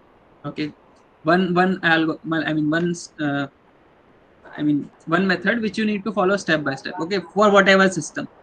If you like, if this might be getting very confusing, right? Ax is equals to b, all that, like where it is solution, where there is solution, where it is not present. Okay, so see, you will always start with, so suppose whatever system is there, b can be 0 also, don't worry about it. Okay, just remember this one method. So what you will do is you will add the augmented matrix. Okay, That is okay, A. you will write the augmented matrix, place the A coefficient matrix here, place the B coefficient matrix, B vector here. Now you will convert it to its reduced row echelon form. Sorry, row echelon form, not reduced row echelon form. So A row echelon. Okay, you will get something, and you will get a B dash vector. That is the changed vector after after doing everything. Okay. Row reduction. Yeah. Yep. Okay. A R. Yeah. Now what you will see is, in this system you will see, first you will check first check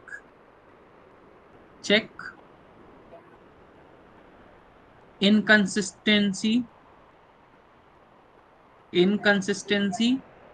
condition. Okay, first step you have to do this. First check inconsistency condition. That is, if there exists, okay, this is symbol for there exists. Oh. Exist any row to the left of the Any zero row, right? yeah, any row to the left of vertical separator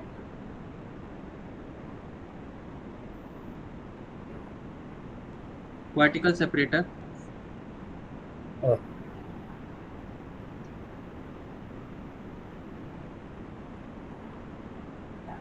if there exists any row to the left of vertical separator that has Non-zero. all zeros Oh. all zeros, but and okay, but and are same in maths. Okay, but and are same in maths, and has, okay, just remember this, but and means the same thing. That is, they means that those two conditions are satisfied. Suppose I say p is true but q is true. Okay, that means p is true and q is true. Okay, so and has non-zero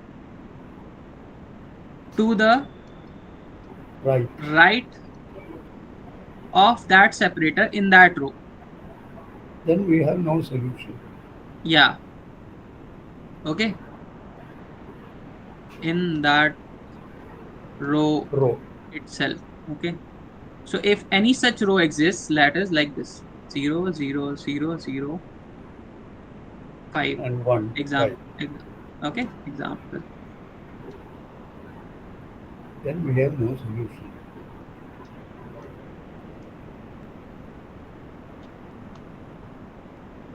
Okay. First check. This Or means no solution. it is some column. Yeah. 5. It is also fine, right? What? In the left side, if instead of 0, if there exists 2 or 3 equal to 5, that is also says no. All zeros should be there to the left of it, and any non-zero number. This could be 5, this could be 6, this could be 10.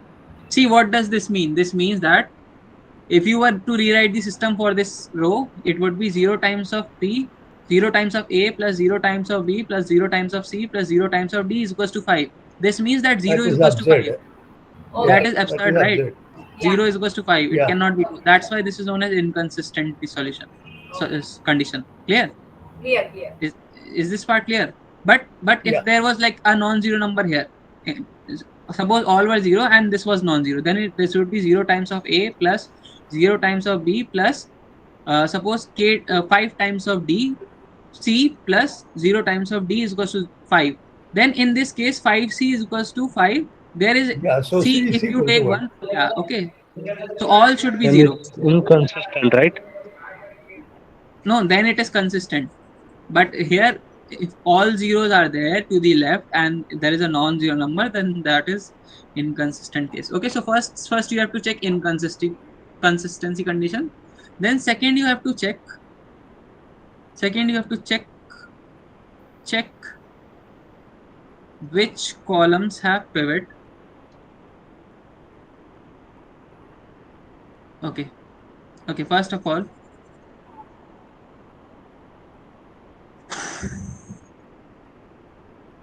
okay, so see, in next 10 minutes I will start with the PYQ. Okay, if first step okay, if no inconsistency, if no inconsistency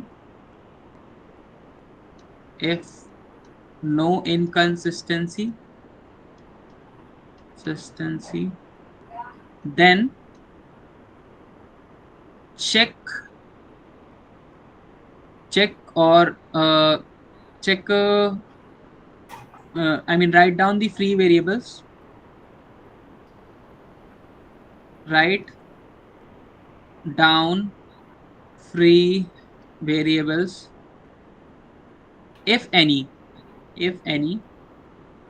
okay, write down free variables if any. Okay, if free variables are present,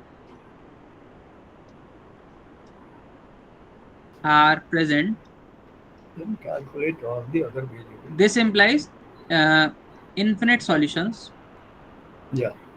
If free variable are not present, unique solution. This implies unique solution.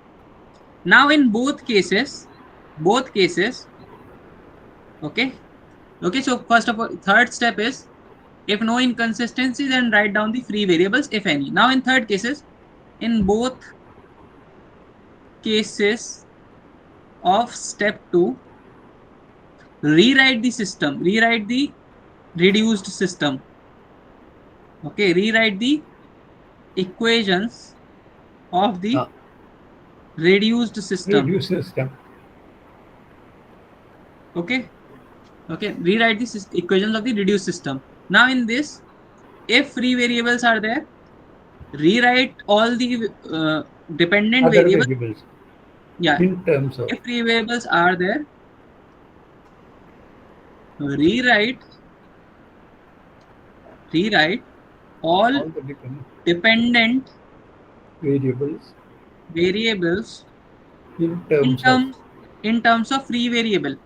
Variables or variable. Okay, there can be multiple also. In terms of free variables. Okay. If no free variable, then you will get unique solution. So you just need to solve. If no free variable, this implies unique solution. So just solve.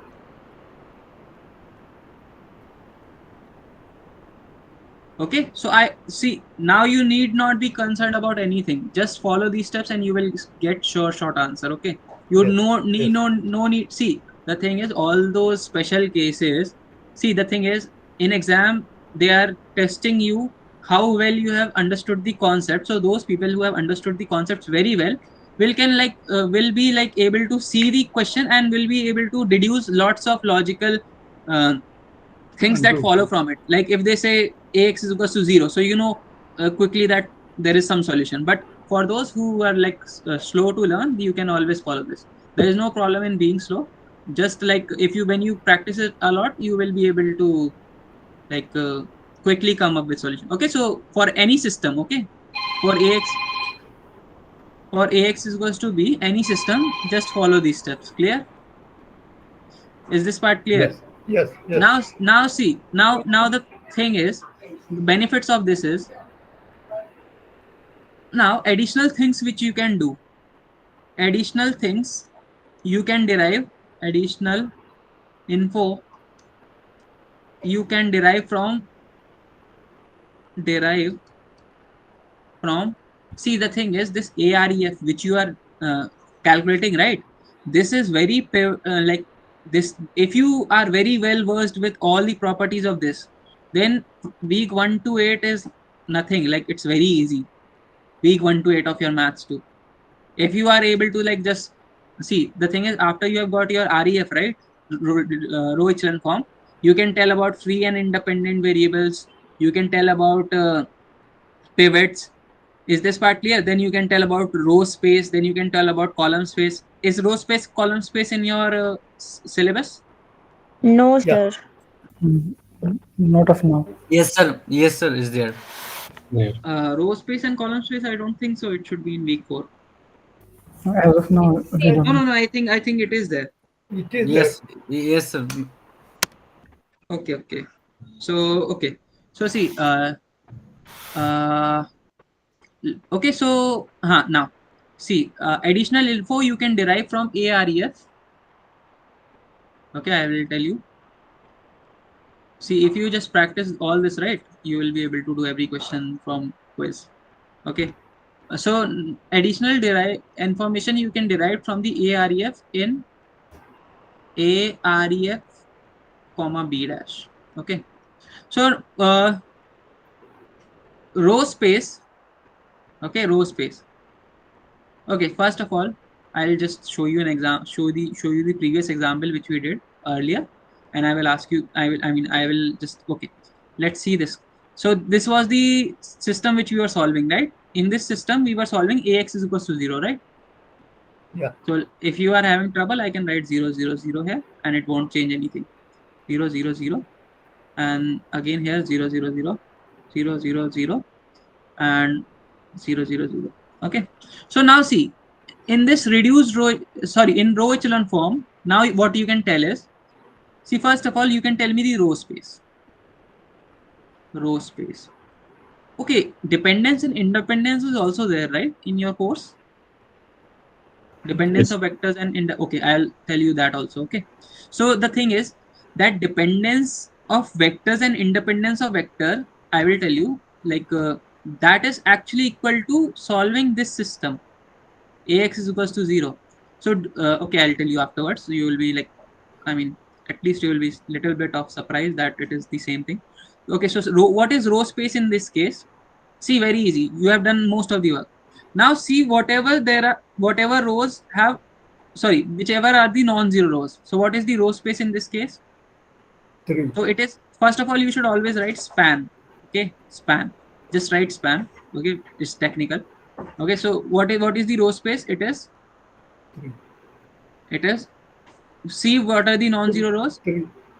0, 0, 1. That is the last row. Half. Okay. Then 0, 1, 0, 1, 1.5, 2. 1.50. Then first row is also non-zero. 0, 0, 1 0 1, 1 0, 1, 0. 0. Okay, so this is one of the, this is one of the, so rows, this is one of the bases. These three vectors are basis for the row space. Okay. Now the thing is, in row space case, row space case, you can take the original vectors also from which we started with.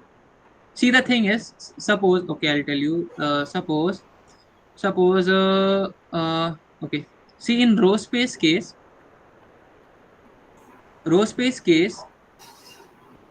okay, I'll see, there is a caveat here. Okay, the thing is, suppose you had a matrix like this, 1 2, 2, okay, 1 2 3 4, then 5 6 7 8, and first row you had 6 8 10 12. Okay, suppose you had this matrix to begin with and you converted it to row echelon form. Afterwards you got like something like this. After, see, first of all, okay, afterwards you got something like this, one. Okay, I'm directly writing it. One. Okay, so see, I'm directly writing the reduced row echelon form.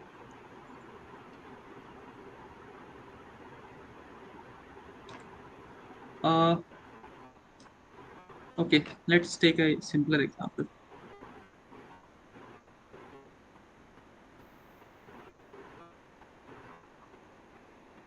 Okay, so see, the thing is, you can easily convert it, right? You can see that, okay, this is also 0.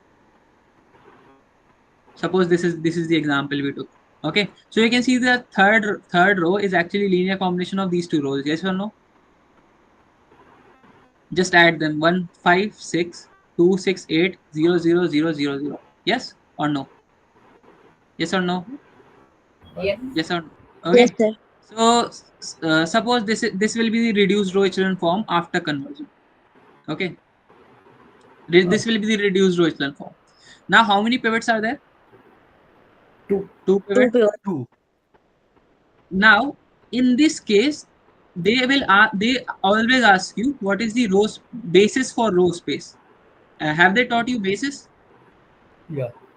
Okay, so basis for row space. In this case, you can that is tell two. multiple answers. See, first of all, what is the non-zero rows in this? Yeah, that is the basis.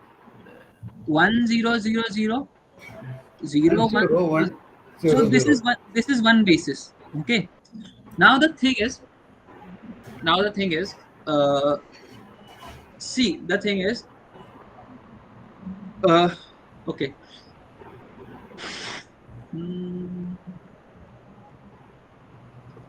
okay. Yeah. So you can tell one more basis, but the thing is, you would have, in this case, when you arrive on this, you would have to see, you must have done some row exchanges, right, to achieve this. Yes or no? Yeah. Yes or no? Yes. Yeah. To move on from this to this, you would have to have done some row exchanges. In that case, you don't know which row in the original matrix is corresponding to this. Then you would have to backtrack the row exchanges. So suppose this actually came from the third. Okay, I will see. The thing is, you won't understand like this. I will have to do reduced row echelon form. Okay, so I'll give you a full example because concept building is more important. Okay, so let's do. Yeah, sure. Okay, this would be fine. 6 0. Yeah, this is a good example. Okay. Yeah. Okay. So see, let's start with the row echelon form conversion. Okay. So what you will do first here is 6, right? So here it is 6. You will try to convert it to 1.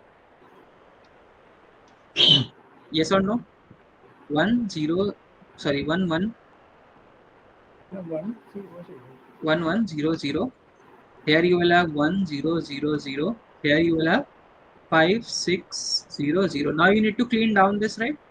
So you will 1 1 0 0. Okay, you will clear down this first. You will create this to be 0. So you will get 0, 0. Okay, 0 suppose minus 1. wait 1 minute, wait 1 minute. Suppose this was 1 1. Okay, fine. Yeah, this is fine. Okay, because what I want to explain is according to that I have to build an examples. Okay, so this would become 0 0. Okay, so 0. Sorry, this is 1. Here it is 1. So 1 1. Okay, so now you will start clearing down this pivot. So this will become 0 0 0 0. Yes or no? 5 Yeah, 6 it is. 0 0. Now you have to convert this also to 0. Yeah. Okay. Minus So 5 times. 1 1 0 0, and this will be 0 0 0 0, and this will become 0 1. 0 1 0 0. 0 minus 0 1. Sorry. 0 0. 0 1 0 0. Okay. Now is it in row echelon form? No. It is not in row echelon form because, right, you need to have a 1, and you can create a 1 here by exchanging the rows. Yeah.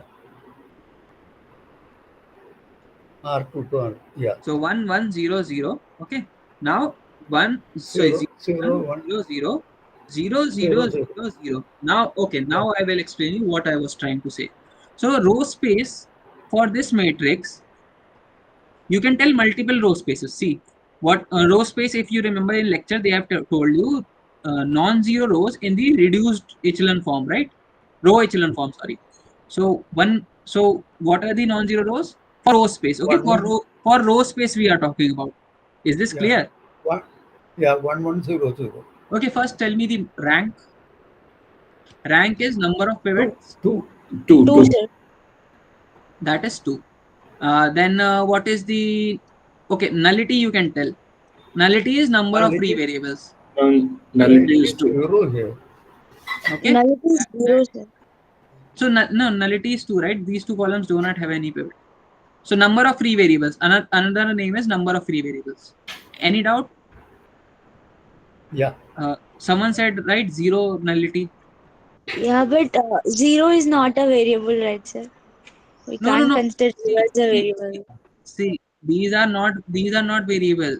The columns represent a corresponding variable. So see, whenever you have like this doubt, right? How many columns are there? 1, 2, 3, 4. Write 4 variables: A, B, C, D. Yeah. Now, this first A is responsible for this. So if the column corresponding to A has a pivot, then A is not a free variable. If column corresponding to B has a pivot, then B is not a free variable. If column corresponding to C has a pivot, but it does not have, right? So C is a free variable. Similarly, D is also free variable. Clear? See, the columns represent column represent corresponding variables. Clear? Is this part clear? Whoever was asking. Yes, sir. Okay. So now row space. Now you need to tell me row space. So row space is 1, 1. Pick up the non-zero rows. 1, 1, 0, 0, and 0, 1, 0, 0. Yeah. Now the thing is, see, I can most of the times it is asked like tricky question in a quiz where they give you multiple bases. So right now you can tell one basis. This is for sure correct. Now if they had given you multiple select question, what they will do is they will test your knowledge, how well are you with the row echelon form. So if you see, what you would have to do is you can pick up the basis for row space from original matrix also, but you would have to backtrack the exchanges. So see, this row, this vector came from where? It came from the third row here. Then in this, right, it came from, this was actually a third row vector here. Then if you move on to this, no change, okay, no exchange. So wherever row exchange is there, just keep that in mind. So here a row exchange happened. So this vector, this 1, 0, actually came from the third row vector. Then there 5, is 6. no row exchanging happening, and no. So when you arrive on the original matrix, you know that this 6, 6, this 0, 1, this non-zero row came from 5, 6. This, Yeah. and the first non-zero row came from 6. this.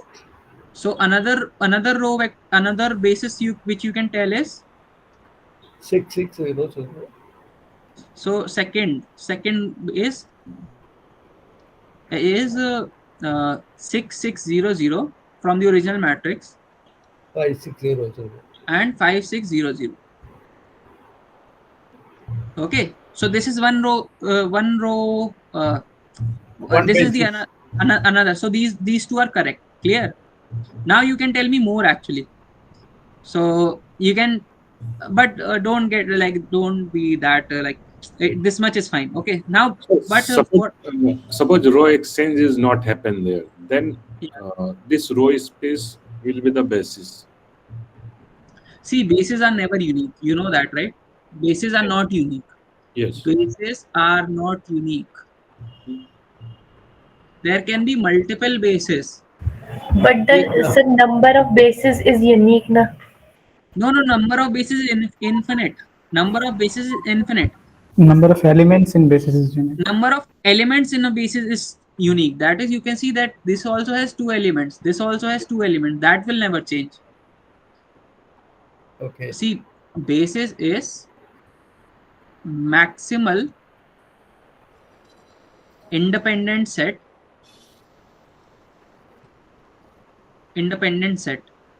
Minimal spanning set. Minimal spanning set. Okay. Now see, this is maximal, minimal. Okay. Now the thing is,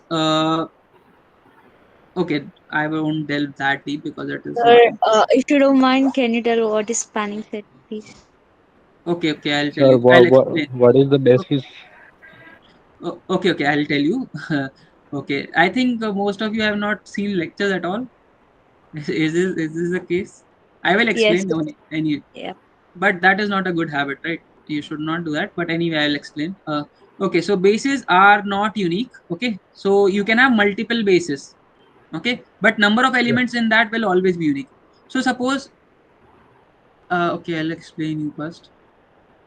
Okay, see, So okay, what so about PYQs? okay, see, okay, one thing I can do is I can take another session tomorrow for the PYQs, but today I will be building concepts if it is fine. Yes, sir. It's Okay. almost 5 now. Yeah. I mean, okay. So see, bases are never unique. Okay, one more thing. Now for column space also you can tell from the row echelon form of A matrix only. But in this case, you can only tell one basis set. Okay. See, basis for this in this case will be just pick columns. In this case, you won't be picking columns from the reduced matrix. Okay, never. You will just point out the columns which have pivot in the reduced converted matrix. Okay, so the first column has a reduced first column has a pivot and second column has a pivot. Now what you will do, once after noting this which columns have pivot, you will move on to the original matrix. Okay, then you will pick columns from the original matrix only. Clear? So 615, 616. Now why is that? Because see, all these row exchanges will never change the pivot position. Clear? All these row exchanges will never change the pivot position. Pivot is not moving here. Pivot is not moving left and right. Okay. Pivot is not moving left and right. It is only moving up and down. Okay. If clear, that's why we will always pick bases. So bases in this case will be, tell me, it will be first note, first column has pivot in the reduced matrix and second column has a pivot. So I will move on to the original matrix, pick up the original column, 615, 616. 615, 616. Yeah. 615 and 616. 616. Clear? This is very important. Like they trick you into this. Like they will ask tricky concepts on. Those who are like not well versed with the concept will definitely do mistake in this. Even I have done mistake previously. Okay, so this is the basic in this case. Basis in this case. Clear? So columns also one thing you can see. What is the cardinality of basis set? Is Cardinality is rank, number of elements. So it is rank 2 here. plus nullity. How many? No. How many Rank elements plus are there? nullity. Rank? No. That is the number of columns. After that, anyone else gets better. How many elements are there in the basis set? 1, 2. 1, 2. And you can see for column space also the basis set has 2 elements also. So rank of column space is always equal to rank of null space. Null. Yeah. Sorry. Columns, row space, not null space. Okay. So row space rank is always equal to column space rank. And what is rank? Cardinality of the basis set. Okay. Or it is also known as dimension of this row space or column space. Okay. Yes. Fine. Now I will We will take from the original coefficients. For column space you will be taking the columns from the original matrix. Anyone have Python session right now? Taking it from the reduced. Yeah, you can leave the session and it is being recorded, so you can always see. Okay, so now I will explain you span, basis, span, basis, and spanning set. Okay.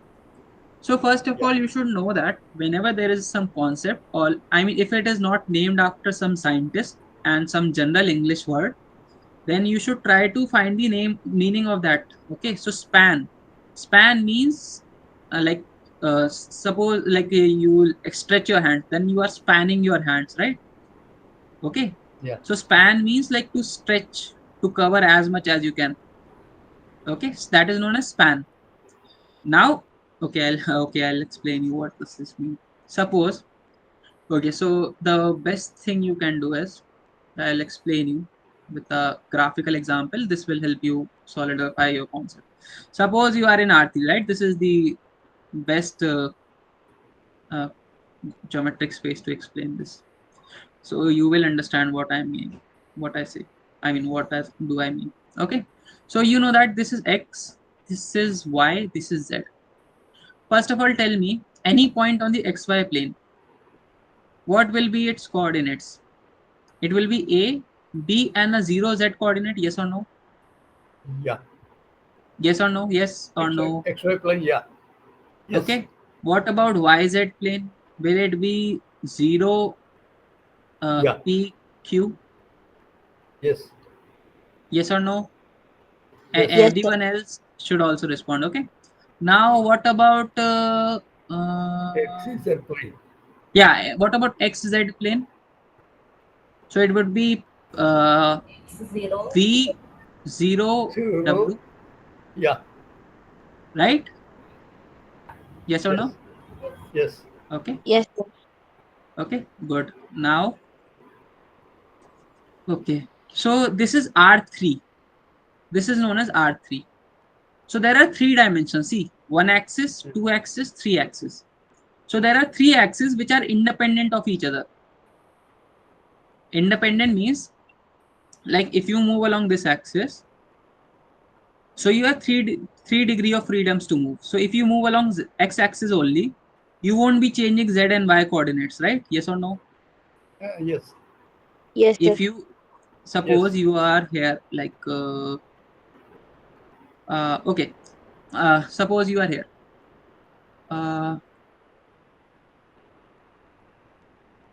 Okay, suppose you are somewhere over here. Let me take any random example. 1 1 1. Okay, suppose you are here. So it is like 1 unit here, 1 unit here, and 1 unit along And Z one up. axis. Yeah. Okay. So when you move along Z axis, that is parallel. You start moving parallel to Z axis, X axis, right? Like this. Then you won't be moving to the right, Why? and Yeah. you won't be moving up also, right? So only your X coordinates will be changing. So suppose you are at 1 1 1 1. In that case, this suppose you move 5 distance along X axis, so this will become 5 5 1 1. 1 1, right? So similarly, there are 3 degree of, I mean, 2 more degrees of freedom. Okay, so anyway, this is not of any use. Just telling you that why is it called 3 dimension. Okay, there are three directions where you can move independently without affecting the other coordinates. Yes or no? Yes. Okay, so now what is known as span? So first of all, see, span is always span is defined for a set of vectors. Span is defined in context, defined for, okay, span is defined for, like mileage is defined for a car, right? Is defined for a vehicle. Yes or no? Yes. Yes, sir. You do not say that Pranjal has 15 kilometers mileage, right? You are not feeding petrol into me. So okay, so this thing you should remember. Mileage is for a vehicle. Similarly, span is defined for a set. Yes or no? Yes. Are you clear Yes. with mileage? Yes. Do Yes. you know what Yes. mileage is? Yeah. Yes. Yes. Okay, so span is defined for a set Yeah. of vectors. Okay, Yeah. set of vectors. Span is defined for a set of vectors. So what does span means? I will tell you. See, suppose I have a set A. Okay. Okay. Suppose you have okay, 1 2 0. Okay, so this is your set. Okay, you can see that this set is only has one vector. Yes or no? Yes. Okay, so I will draw this vector. So suppose 1 on, so this vector will lie in xy plane, yes or no? Oh yeah.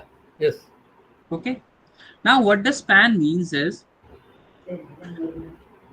span of A, span, see I am defining span for A. Span of this is All linear combinations are. yeah. So, okay, don't worry about that right now. What I'm telling you, just follow that. Okay, I mean that is correct. That is all formal definition. So see, what a span is, you will take whatever is there in your set, whatever you have in your hand, and you will try to use it to get as much. So see, what you will do is, right now there is only one vector. So do you have any other vector to add to it? No, right? You have only one vector in. So what you can do is, at max, what you can do is, you can just multiply a scalar with it. Yes or no? Yes. You can just scale it. You don't have any other vector to add to it, right? So right. So what you can do is, at max, is scale this vector. So if you start scaling this vector, what will you get? You will get all vectors along this line, Yeah. which X is a can take line in any value. xy plane. Yes or no? Yes. Yes. So this line, that is all the vectors which you can achieve using this set A, which has only just one vector. This is known as span of A. Clear? So using A, how much can you expand? What all vectors you can achieve? That is known as span of vectors. So that is what is meant by all linear combinations. So since there is only one vector, I can write it as A times of 1, 2, 0, such that A belongs to real number. So if I take 5 times A as 5, I will get, what will I get? I will get a vector somewhere over here, which is 5, 10, 0. If I take it as minus 5, if I take it as minus 5, I will get a vector somewhere over here, minus 5, minus 10, 0. So if I keep on changing A, I will get all the vectors only along this line. Yes or no? Yes. This is known as span of a set. Okay. Now what if there were two vectors in A? Suppose A was, okay, now this is a new set. I have 1, 2, 0, the original vector, and I have another vector. Suppose, okay, what if I take a vector 2, 4, 0? What is my second vector? I know both are same. Yeah, if I take another vector 2, 4, 0 somewhere over here. Yeah, it is on the So same line. yeah, okay, just wait 1 minute. Let me explain what I'm trying to build. Now you have two vectors, right? Now you have unlocked one more ability, that is, you can scale the vectors and you can add them. So see, I will try to add these two vectors, 1, 2, 0 plus b times of 2, 4, 0. Okay, so these two are scalars. You can, so you can assume that as stretching factors. Like you can use them to stretch these vectors and then add them to get the resultant vectors. But you can see that these two vectors are already along same line. So if no matter how in whatever way I add them, whatever way I stretch them and then add them, I will always get a vector along this line. Yes or no? Yes or no? Just tell me, think logically. Can I ever get a vector here somewhere over outside the line? No, right? No, it won't. No. No, right? Okay. Good. Okay. Now what about if I take, so suppose this is A2. Now what if I take, so span of A2 is same as span of A1. Yes or no? I am getting the Same line. same, yeah, same line for both these two sets. Yes or no? Yes, sir.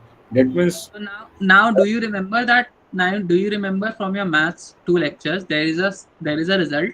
If A is a subset of B, then span of A is a subset of span of B. Yeah. Is this true here? see, this we are not talking about proper subset.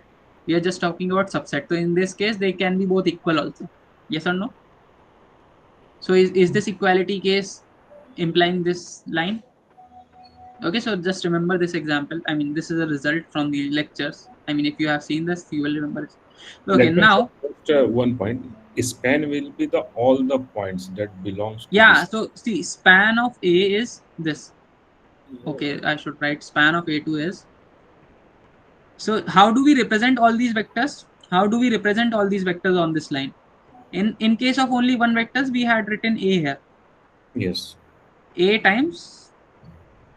So you see, this is the set builder notation, right? This is the set builder notation. If you remember. Yes. I think this is set builder notation only. Yeah. Okay, so how do you write span of A2? Span of A2 is P times of first vector 1 2 0 plus Q times of 2 4 0 such that P comma Q belongs to R. That is, you are stretching first vector by using any scalar, stretching second vector by using any scalar, and then adding them. So this will give me the entire line. Yes or no? But the second one is a multiple of the first one.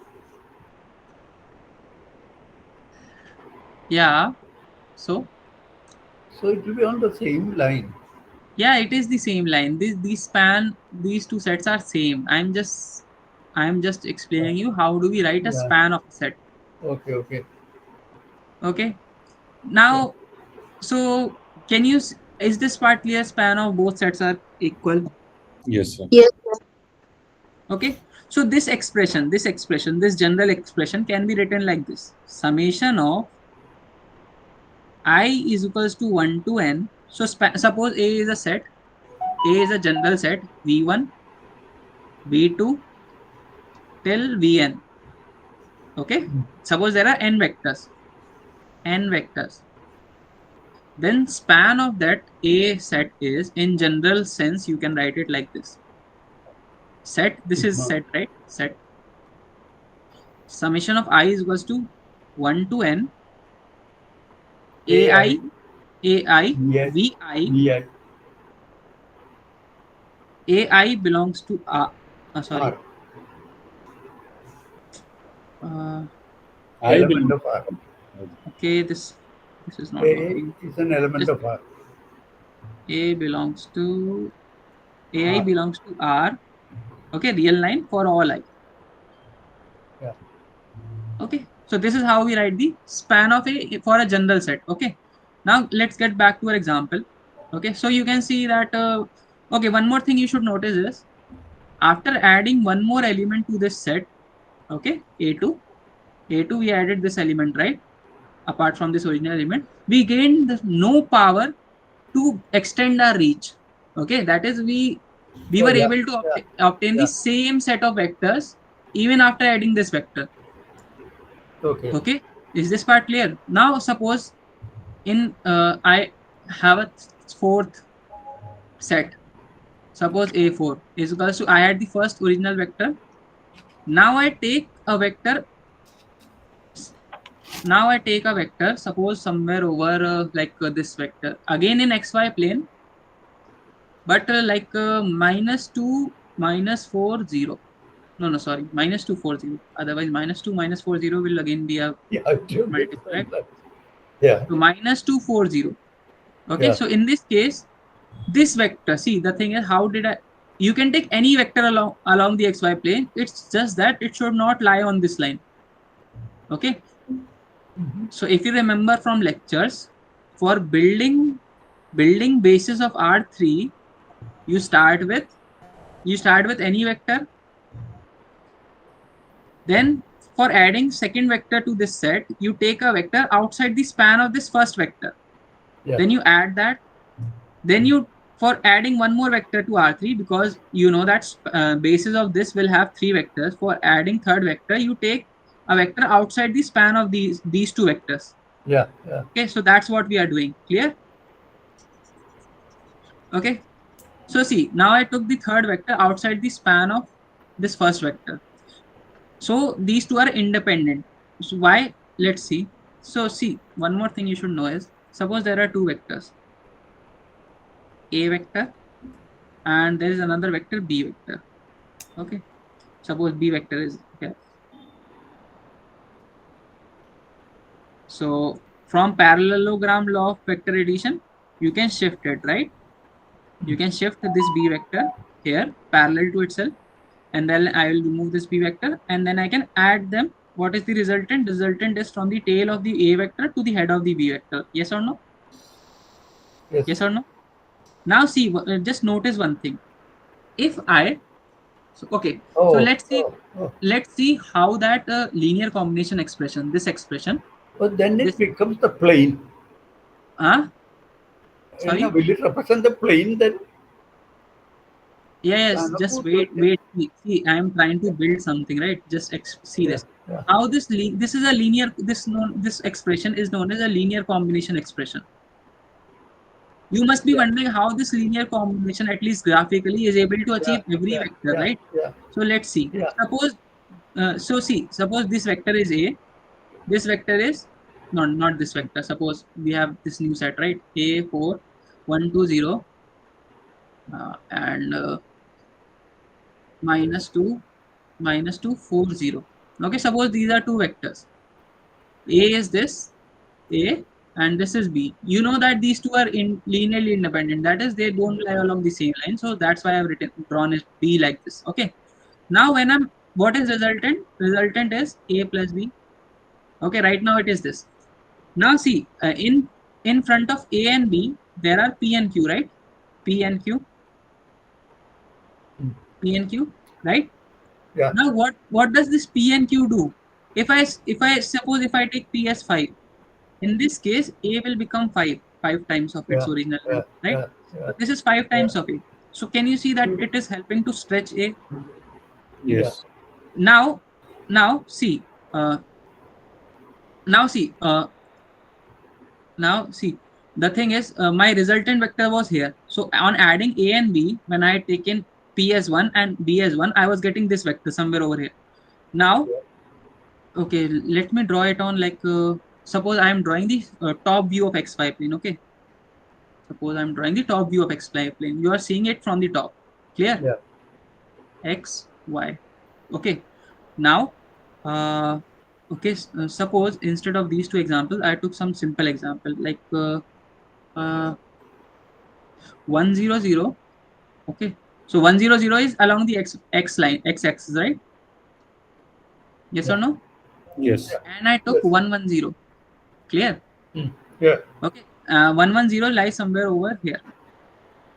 110 and 100. 100 is here. Yes.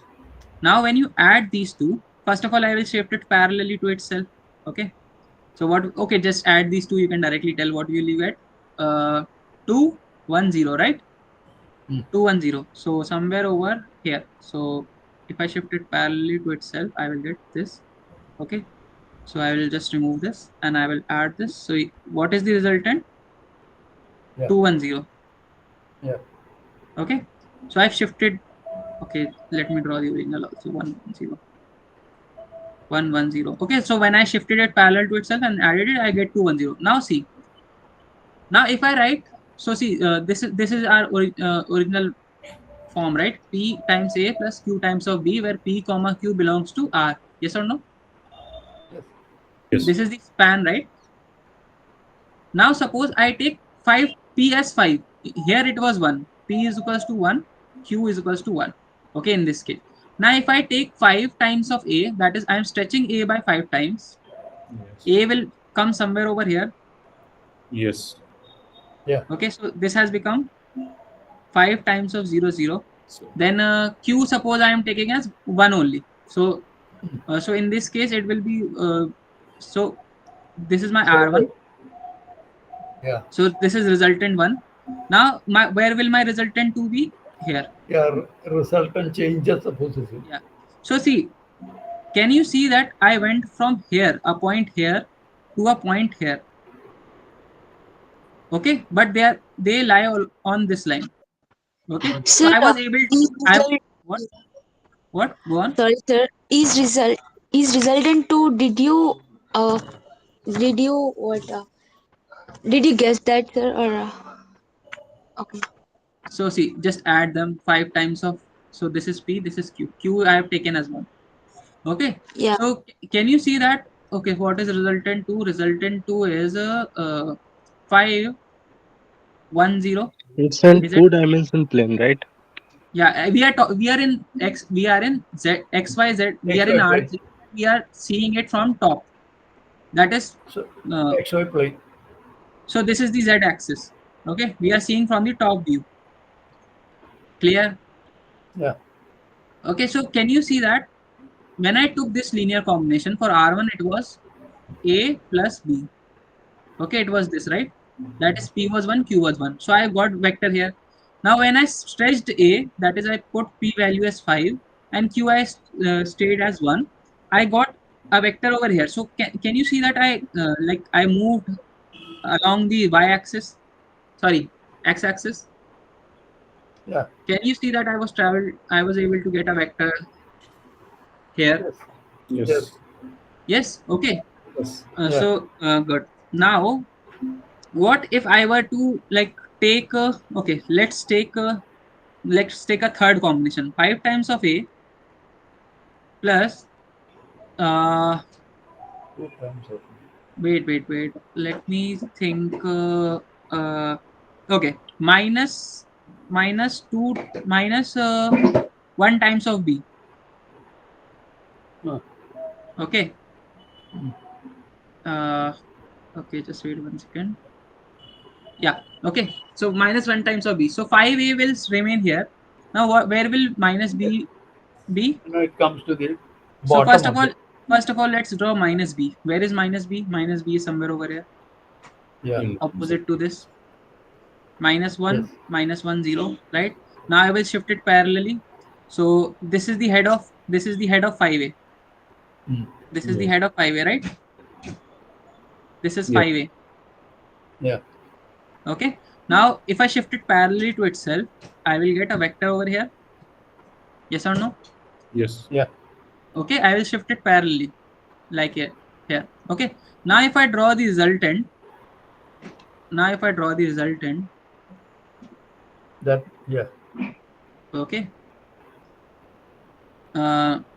okay, so this will be what would it be? 4 5 minus 2. minus 1 0. Okay. Yeah. Yes, sir. So just notice this. I got one point over here which was 5 1 0, and another point here, my 4 minus 1 0. So can you see that I'm like I mean, you should be able to notice that if I scale these vectors differently, then I will be able to get any vector here, any vector on this entire xy plane. Yeah. Can you, Yeah. are you able to imagine this? See, Yes. I see, basically see, if you see this, when I took this combination, 5 times of A plus 1 times of B, my resultant vector was in this first quadrant. When I took a different combination, I am getting my resultant is R, this is The fourth R3, quadrant. R3 in the fourth quadrant. Similarly, Yeah. suppose if I take minus 5 times of A, minus 5 times of A, in this case it will be somewhere over here, minus 5 times of A, right? Minus 5 times Yeah. of A, and so suppose R4 is minus 5 times of A plus minus 1 times of B. So in this case, minus B is here, minus 5A is Third. here. So resultant I will Third get somewhere quadrant. over here. So now I'm Yeah. getting it in third quadrant. Can you see that Yeah. this linear combination, how this linear combination graphically shows you that I'm able to get any vector in Yeah. Yeah. R2, I mean Yeah. in an XY plane in R3? Yeah. Yeah. Very Are you good. able to now? Are you able to relate this?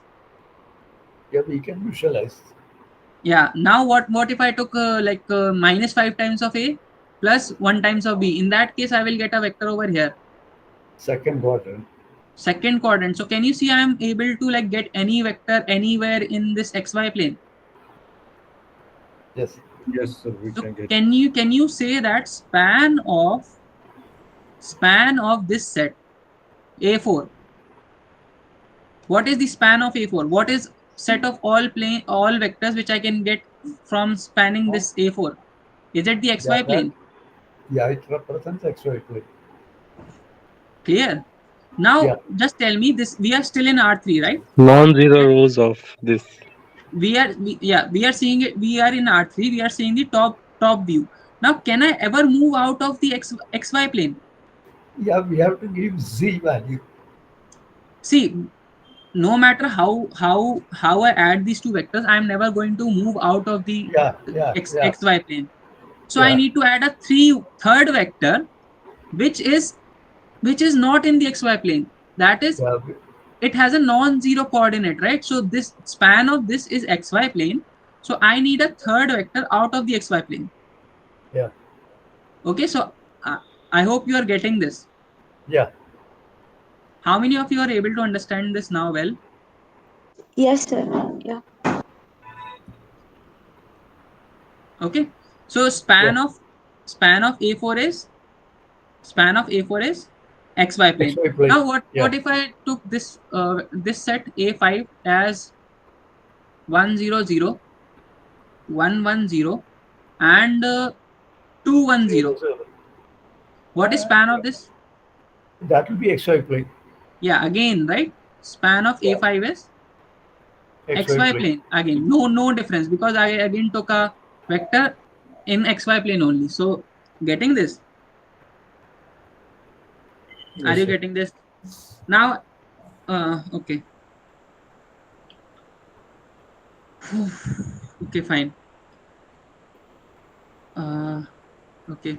So now if I take A5 as A6 as 1 1 0 and 0 0 1. Yeah. Now what is the span of A6? That is R3. Span of A6 would be R3. R3. Okay. And how should I write it? X, Y, Z. 1 2 Sir, 3. can we do span of A6 is XYZ plane? No, XYZ plane is nothing. XYZ plane is nothing, right? Like XY plane is there, YZ plane is there, XZ plane is there. XYZ space you can say, which is the R. So three-dimensional space. Span of A6 is, okay, not to confuse this, so you can write it as A times of first vector plus B times of third vector plus C times of third vector. Okay, so this is your span of A6. Span of A6. So now is span of A6 R3? Yes. Yeah. Because in similar manner, when you scale these vectors, see, the thing is, this third vector, which was out of XY plane, gives you the power to extend beyond the XY plane. Okay. Yeah. Very good. Okay. So now you can, similarly, you can just by scaling these factors, you can get any vector in R3. So span of A6 is R3. And in this, yeah. When we are saying it's in XY plane, is it mean that it is in R2? No. R2 is a whole different geometric space. In R2, there are only two axes, X and Y. In R3, there are three axes, X, Y, Z. In R3, the span of this A5 is the XY plane. In R3, span of A4 and A5 both are XY plane. Okay, we are considering according to the plane when we are speaking about R3, right? In The thing is, a plane in R2 is a line. Okay. A plane in R2 is a line. Okay, so plane. See, we are familiar with plane, but in generally we call it hyperplane. So hyperplane means uh, uh okay, I'll explain you this afterwards. It's very technical and okay. See, hyperplane is a subspace, or you can say an affine subspace. Okay, see, if I go on in that, then you will be like, okay, boring. Basically, an affine subspace of n minus one dimension in a geometric space of Rn. Okay, anyway, this must have gone above your head for all, not any particular guy I'm pointing out. Any. Okay, so R3. Okay, so generally just remember that a plane is a line in R2. Okay, so see, this span of A6 is R3. Now R3 is my vector space. Okay, R3 is vector space. Span of A6, is it a vector space? This is equal to R3, right? So it is also a vector space. Yeah. Span of A4 and A5, it was XY plane. That is a subspace. Okay. Suppose you have R3. R3 is a vector space, right? So there can be infinite number of subspaces. But what are the types of subspaces? First is the zero vector space. Zero vector space, yes or no? That is only the zero vector origin. Then you have a line through origin. So what? Line through origin means? See, the thing is, this is a zero dimensional space. Zero dimension, this is one dimensional. Then a plane through origin. Plane through origin, this is two dimensional. See, when we say dimensional, right, it tells you degree of freedom, like where all you can move. Like we are three dimensional beings. Us humans are three dimensional beings. Have you seen Interstellar? Yeah. Have you seen Interstellar? Yes. Yes. In that, at the end we became four dimensional beings. That is, we were able to control gravity. That's why he was able to move so many people, such heavy mass into space. And those people who were helping in Interstellar, they were five dimensional beings, right? They had time also in their hands. That is, they can move up and down the time axis. Okay, anyway. Okay, so plane through origin is two-dimensional and R3 is three-dimensional.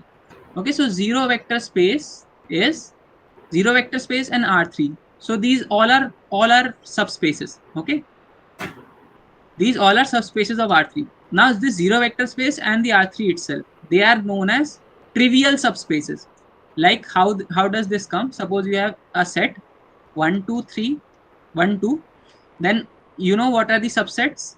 One is empty set, one is this set, one is this set, then one is 1, 2. So these two sets, A and that is the phi set and the set itself, these are known as trivial subsets. Similarly, the zero vector space and the vector space itself, these are known as trivial subspaces. Okay, what if they ask you proper subspace? Proper subspace, then tell me what are the proper subspaces? Remaining all are proper subspaces. Yeah, so removing trivial subspaces, rest of the two spaces are proper subspaces. Okay, similarly, these two are the proper subsets. Proper subset is this A, there is no this line. Okay, you can write like this or you can write like this. Okay, these are, A is a proper subset of B. Clear? And when you write this A, this means that A can be same as B also. Okay, so R3 is a zero vector space. Okay, so I hope this is clear. Span is clear. Span is basically combining all the vectors you have a set in different manner, that is stretching them differently to get all possible vectors which you can get. Clear? Now what is a spanning set? Spanning set for a vector space. Spanning set for a subspace, vector space, anything. Spanning set for a vector space. Okay, so this is defined in context of a vector space or subspace. Spanning set for a vector space or subspace is a set of vectors which spans the entire subspace. Yeah. Entire subspace. Okay, space or subspace. Now let's just go back. So tell me the is A4, okay, clearly listen my questions. Is A4 a spanning set for XY plane, XY subspace? Is A4 a spanning set for XY subspace in R3? Yeah. What about A5? Yeah. But A5 has 3 elements. And still. Okay, so see. But A5 is not representing the Z axis. So that's why it's It is not representing the Z axis. No, I am talking about spanning set. Spanning set. See, spanning, always see in what context we are talking of. Spanning set of XY plane. Yeah, That is XY subspace in R3. We are talking about the XY subspace, not R3. Okay. Always be clear. Spanning set of XY plane. So A4 as well as A5 both are spanning. Spanning set. Both are spanning sets. Clear?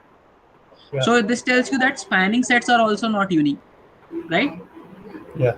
Yes. Now tell me which is what is the basis for XY plane?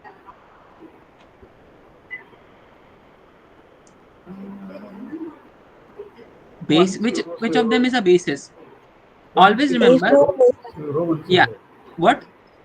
1 0 0 0 1 0.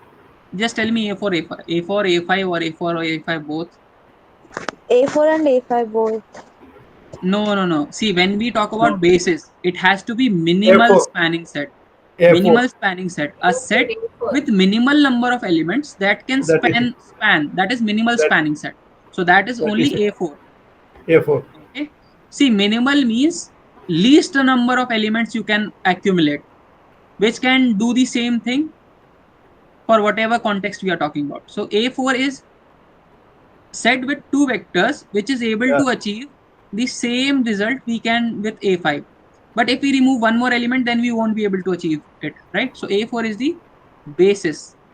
Yeah. Okay. Basis. So basis also not unique. Clear? Yeah. Yes, Okay. sir. Yeah. So A4 is basis, and A4 and A5 both are spanning set. Is A5 a okay, one more thing. Always remember cardinality of bases will always be equal to the dimension of the vector space we are talking Basis. about. XY plane is a two-dimensional subspace, right? 2D. Yeah. Similarly, you can check that this has two elements. Okay. Yeah. So yeah, but again, if I give you this A7 is equals to 110 and 220. Now, is this a basis? You might conclude that okay, this has two elements, so this must be a basis. Is it true? If one is I know it is not. Yeah. So a It's basis not. is a minimal spanning set. Okay, so all these three are Yeah. equivalent. Okay, so just see this carefully. Basis equivalent. Okay, equivalent. This is equivalent sign. Okay, this is equivalent. This is single implication, this is double implication. So when this thing is true, then this thing will always be true, but when this thing is true, then this thing might not be true. Clear? Okay. Sir, can you explain the Yes, sir. spanning set again? Which Sp- spans the entire space. See, spanning set is any set of vectors. See, a4 and a5, a4 and a5. When I took a4, I linearly combined them, a4 vectors in a4 and a5, I was able to get the entire xy plane. Similarly, when A5, we have three vectors instead of two. Two are same from A4, this and this, but this third vector I've added extra. Yes, sir. Okay, so if I am able to get XY plane from A4 and A5 is a set with one more element with the same two vectors in A4, will the span of this also be equal to XY plane? I am able to achieve the same result with these two vectors and this set also has the same two vectors and additional third vector. So if I just ignore this vector, I am still able to get the same result. Yes or no? Yes. Yes. So is A5 and A4 spanning the same XY plane? Yes, sir. Okay, so A4 and A5 both are spanning sets. That is a set with any number of vectors Which can span. which can span the given vector space in question. So in this, our XY plane was in question. So for XY plane, I can use this span of this or span of this. So both are spanning set. Clear? Yes, sir. Clear? Yes. Yeah, Okay. yes, sir. But basis is only A4. Okay. So back to our original question. If I give you this A7, you can see that there are two elements in this. So can you just conclude that this is a basis? That is minimal spanning. So what is requirement for basis? Minimal spanning. Minimal spanning set. Spanning set Minimal is span. required. Yeah, minimal spanning set. Minimal spanning set. So okay. So I will just write it here. Basis, this is equivalent. Okay. Minimal spanning set. Minimal. This word is very keyword. Okay, this is a keyword. Minimal spanning set. Spanning set. This is equivalent to maximal Independent. maximal independent set. Okay, that is, you cannot have, suppose you are in R3, so I ask you to build a independent set of vectors. So how many vectors you can at most, I mean at max have? 3. So see, first of all, how many independent sets can you form? First of all, you can set up set with one vector. This will be independent because there is only one vector. Then you can take two vectors which are independent from each other. So this has cardinality of 2. This has 1. And now see, suppose we are talking about R3, right? So you know that for spanning R3, you will need at least 3 vectors, right? Yes or Yeah. no? Yes. So here you have only one vector. So is this a basis? No. This is independent. No, but independent. Yes or no? Yes. This is okay. Is this a basis? No. Is this a basis? No, but independent. Okay. Yeah. Now if I take 1 0 0 0 1 0 0 0 1. That is a Now basis. this has three vectors, okay, which is same as the cardinality of the, which is same as the dimension of the uh, given vector space in question. So this is yes, also independent. But what if I add a fourth vector? Then it leaves Then up in to that case, this will not be a basis, not yeah. basis, and it will also not be independent. Okay, so suppose I ask you this question. Okay, just think about it. Suppose you are in R 20,000. Okay, a very big number, right? And I give you a set A. I don't list you the vectors. Okay, I just tell you that it has 1099 vectors. Can this be a basis? No. No, sir. No. No, right? Can this be a Yeah. basis? No, because there are less than, so 19,999. Okay, can this be a basis? No. Okay, what about V1 till V20,000? Can this be Yes, a sir. basis? It Can can. this be a basis? It Yes. can be a Yes. basis, but you would have to check Yeah. Yes. whether all these vectors are independent or not. Yeah. Maybe. Okay, can be, can be. Okay, can be. Yeah. Okay, not can be, maybe, Yeah, maybe. maybe. Have to check. Okay, what if I give you a set with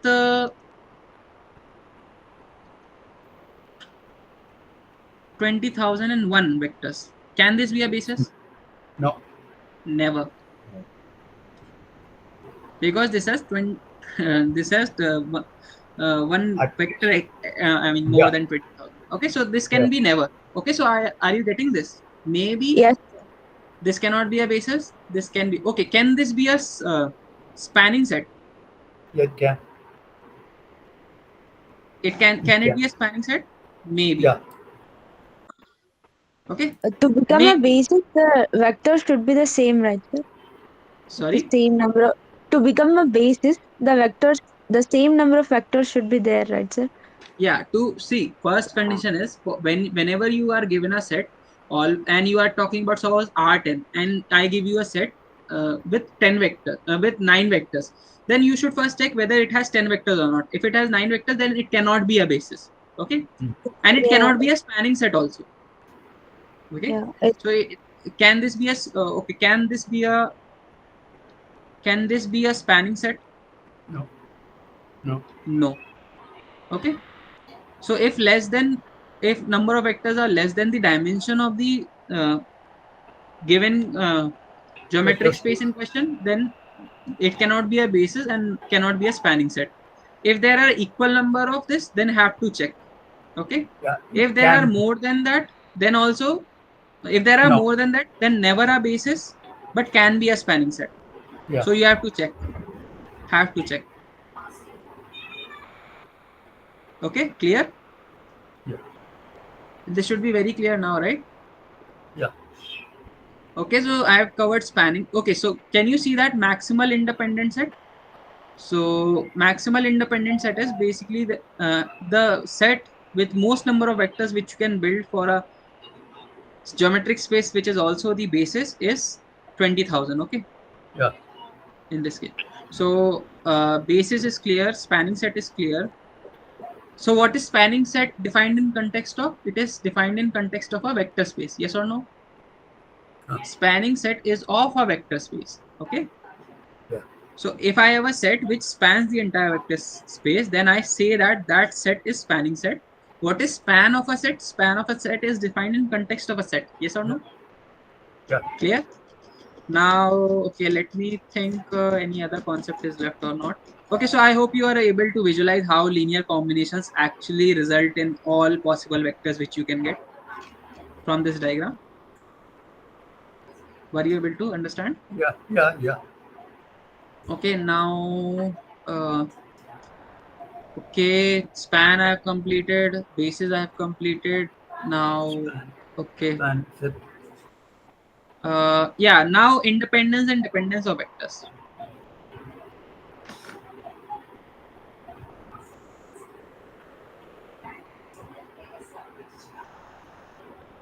Okay, so if you remember,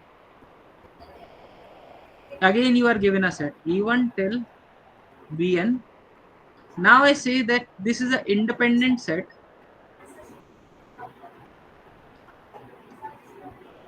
if A V1 A1 plus B1, sorry, A2 A2. A2 V2 V2. plus till AN Vn. If this Equal to equation then if all this equation if there exists A1 A2 AN not all 0, then it is dependent. okay, then it is dependent. Dependent.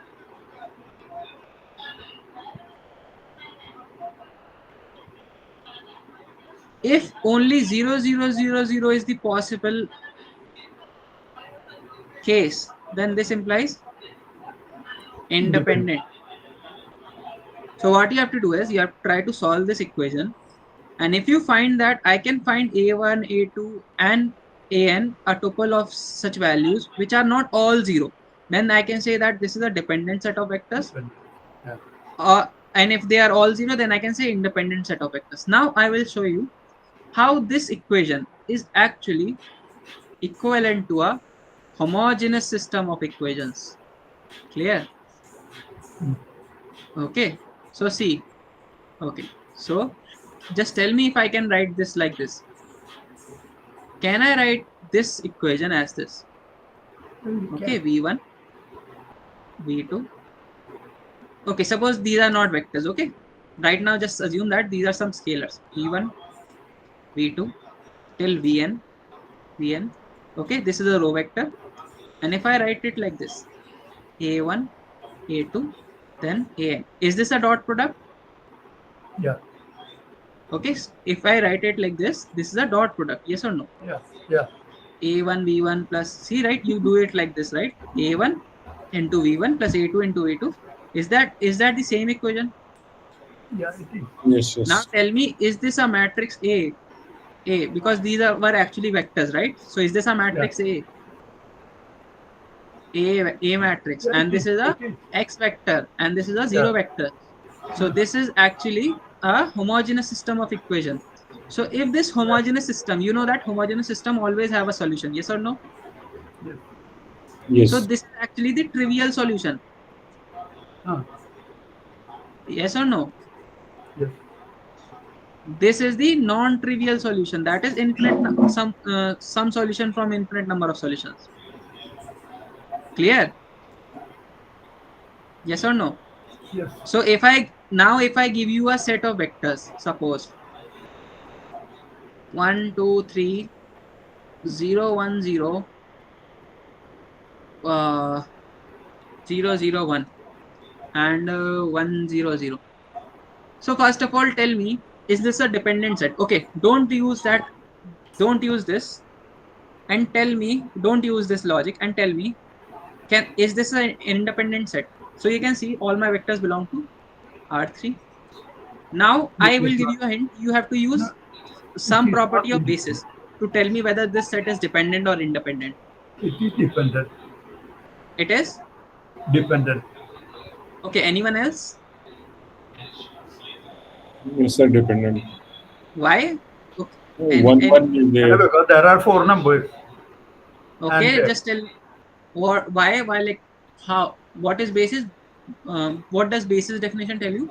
That the maximal independent set in R3 can be only of 3 vectors, but there are 4 vectors here. Yeah. So this is independent. This is dependent. Okay. So you need not do this. Okay, but if there were 3 vectors only, suppose this. Okay, and they were very bad numbers like 0.5, 2, 3. Okay, that is at one glance you cannot see 0 to 5. Then in this case, okay, you cannot conclude anything. What you have to do is you have to just put these vectors as columns in a matrix. Okay, 1 2 3 0.5 2 3 0 to 5. Okay, done. Place them as columns in a matrix. Now just convert it to its row echelon form. Okay, so now if free variables are present,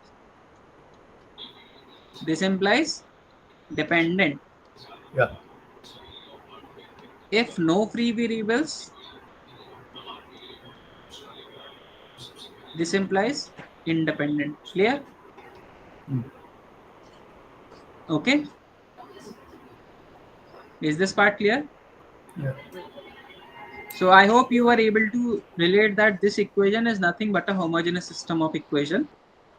Okay, so if this variables are there, then it is. Sorry, go on. Free variables are there, then it is Dependent. Dependent. If free variables are there, then it is dependent set. If no free variables are there, then it is independent set. Clear? Okay. Okay, so I hope everything is clear. I have almost completed all concepts. Yes, sir. Okay, so okay, so I have completed a system of equations. Okay, I have completed row space, column space. Okay, so okay, one more thing. Row operations do not affect row space. Okay, that's why we were able to take, if you remember, after converting this matrix to this matrix, we were able to take rows from this matrix as well as this matrix, right? So row operations do not affect row space. What about column operation? Row operations on column space, they affect column space. Okay, that's why we were not able to take columns from the reduced matrix. They affect. Okay, Yeah. clear? That's why when we had to find the basis for columns, see, the thing is, if you take these columns, right, and you take span of these columns, then you will get a different column space. That's why we had to take original columns from here. This will give us the original column space for A matrix. Okay, so columns, okay, I should write it like this. Column space, A's column space is not equal to, may not be equal to. Okay, so when there is not equal to, right, when there, see, the thing is, when you write it like this, A row space is equal to A REF reduced row echelon form column space, then equality means that across all possible cases of A. Okay, but when you write not equality, then it does not mean that it is not equal across any cases. It may be possible in some cases. Getting it? I will show you one case. So A REF. So this thing should be clear. When there is equality, this means across all cases, across all possible cases, it will always be equal. But when I write not equality, this does not mean that it is not equal any time. It may be equal in some cases. See, I will tell you why. Let's see, you had a matrix like this: 1 0 0 0 1 0 0 0 1. Now you know that its row echelon form is also the same. Yes or no? Yes. Okay. Yes, Suppose sir. you had this 2 2 2. Okay, and you converted it to row echelon form. Okay. Now this is the row echelon form. Now you know these all three vectors are independent. Yes or no? There are three pivots. Yes, Yes or sir. no? Yes. Now you know that span of this is R3. Span of this is also R3. Yeah. So these three, see, these three are forming a basis set. These three are also forming a basis set. So so can you see that after applying row echelon form, in this case, they are actually equal. So when there is not equal to, that means that there may be some cases in which it is equal, or maybe some cases in which it is not equal. Getting it? So when there is equality, so row space of a original matrix is also equal to the row space of the reduced row echelon form matrix. Row echelon form matrix, and A's column space, that is column space of original matrix, may not be equal to the row echelon form. Reduced. I mean column space of row echelon form. Reduced. Clear? Yeah. Oh, okay. So I have covered all the concepts. I mean, at least the most important ones. Yes, Yeah, sir. most of the important. So I Yes, hope. tomorrow Okay. will be another one session for TYQ. Yeah, I will take. Okay. In which Okay. time, sir? In the morning hour, means before 12 or after 12? Same time. Same time. Okay, same time. So I Is hope it it was tomorrow? helpful. Is it So I tomorrow? hope. Yeah, it was very helpful. Yes, sir. Very helpful. Yeah, really helpful. And Very tomorrow helpful. is Some concept related to span or row. Today I will understand. Oh, thanks. so Same, sir. please Same. help us Oh, tomorrow with thanks, Chitish. how to handle questions in the exams with these concepts. Yeah. Tomorrow I'll explain. Yeah, please. Thank Sir, you, in sir. exams, I'm not able to solve questions. Okay. Okay. Tomorrow I'll explain how to solve questions. Okay. But the prerequisite is that you should be well versed with the concepts which I explained today. Yeah. So Yes, any way sir. Yeah, Today's sir. session was really helpful. Yes, sir. Today's session is really helpful. Okay. Thanks. sir, any says do you have taken any stat session? Stats session? No. I have been a TA for Maths 2 and MLT in May term and September term. Okay. So, Yeah. yeah. Thank you, sir. Thanks, Kshitish. Is it over for today? Yeah. Thank you, sir. Thank you, sir. Okay. Thank you. Thank you so Yeah. much. Thank you, sir. Yes.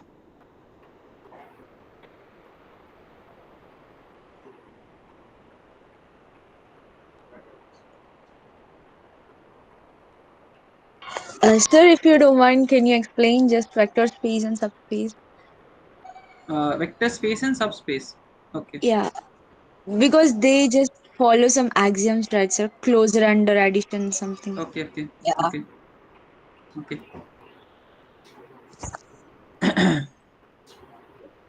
Okay.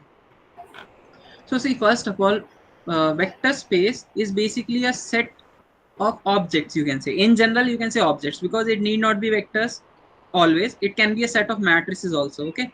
So any set which follows three properties, I think, which is closure under addition, closure under multiplication, scalar multiplication, okay, scalar multiplication, uh, and a presence of a zero entity. Yeah, additive identity. Yeah. Yeah, so if these three conditions are satisfied by a set of objects, then we call it as a vector space. Okay, so let's see. Uh,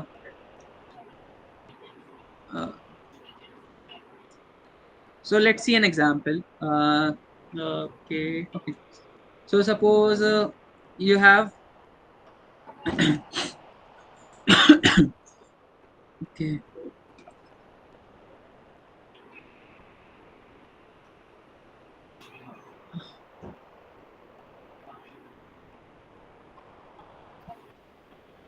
Okay, I'll take a break for 5 minutes because my throat is hurting.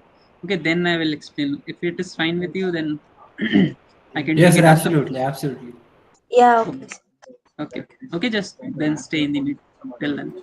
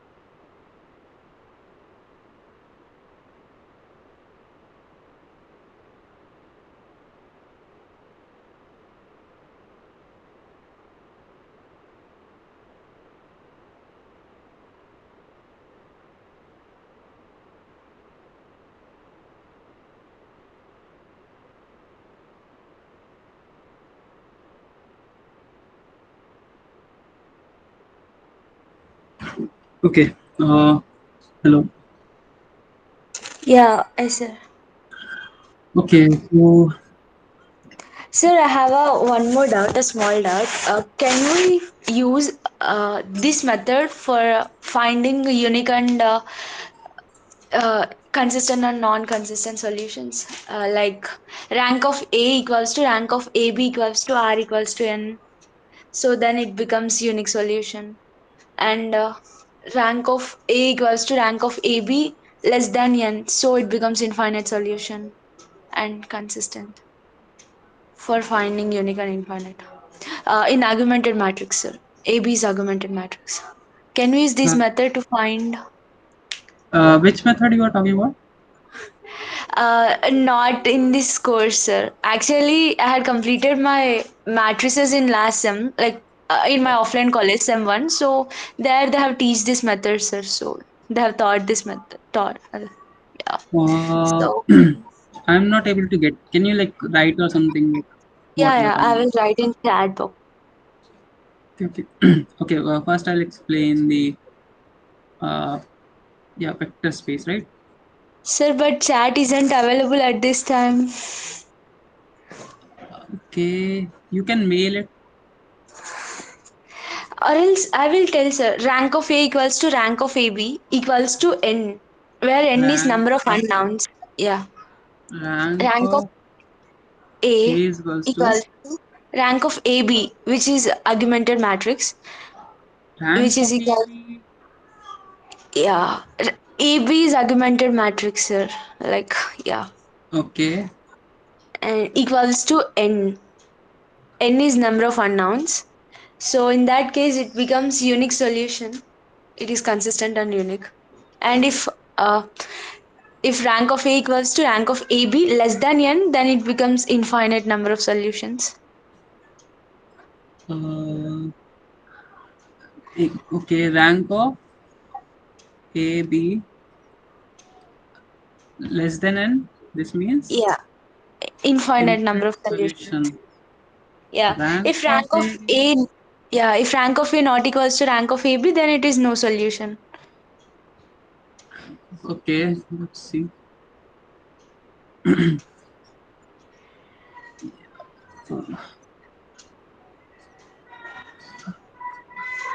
Okay, the rank of A is okay. Not equals to case is uh, Is not equals to rank of A, yes, sir. Yeah. no solution. Okay. I mean, I have not seen such result anywhere. Let's see. Okay. Let's take a case of no solution 100. Okay, it should be valid for okay. If less than n, then infinite solution. If not equal to a, then solution, and if it is equal to n, then unique solution, right? Yes, sir. Huh. Okay, let's take this. Okay, okay. Let's take a very trivial system. Okay, this would be fine. Let's check. 0, 0, 1, 0. Okay. So in that case, if we forget about the separator, then in this case, rank of A is Sir, it will 3. occur in a non-homogeneous system of equations. Yeah, I mean, if it is applying for non-homogeneous system, then it should also apply for homogeneous system, right? So we can just check the most trivial case. So rank of A is 3. Rank of this mate A is 3. Rank of AB is also 3. Fine. Uh, okay, then rank of okay, in this case, infinite solution. What if there was uh, okay, what if there was like this matrix 0, 0, 0, 1, 0, 0, 0, 0, 0, 0. In this case, rank of A is 2. In this case, also rank of A given, I mean, A augmented matrix is 2. In original matrix A is it is also 2. So I don't think this is valid. Yep. See, because okay, no, wait. Unique solution. So if it is equal to, then there is, in this case, there is no unique solution, right? Infinite solution. So this first is not valid. I mean, have you seen it from some book or something? Or like, Yes, sir. yeah, okay. Yeah. Okay. Rank of A given B is less than n, infinite solution. Or else, can I give an example, sir, so that And wait, and in the case of no solution, okay, I would have to like take some system. Okay.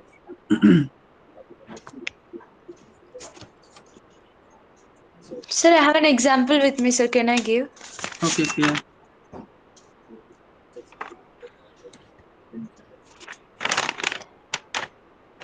Yeah, the matrix A is 1, 2, 3, 2, 3, 8, 1, 1, 1. Okay. And B is constant is 1, 2, 3. Yeah. And X is X Y Z. Yes, sir. Okay. By row So, operations, we will get the answer. Yeah.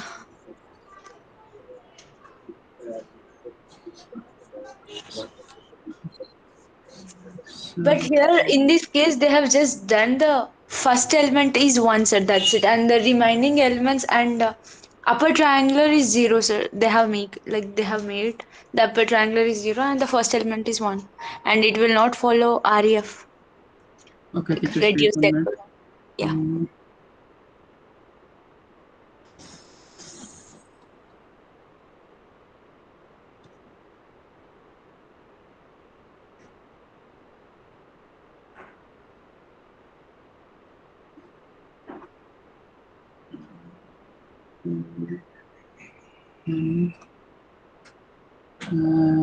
Okay. In this case, if I 1, 2, 3, 0 minus 1, 2, 0, if I subtract it, 0, 0, minus 7, 1. Okay. So in this case, we can see rank. Okay. Yeah.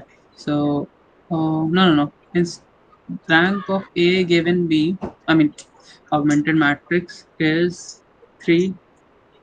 Okay. Rank of this is also 3, I think. Yeah. Yeah, 3. It will always be same. So it will give unique solution. Yeah, it will give unique solution. That is true. But 1 minute. Rank of A given B will, yeah, rank of A given B.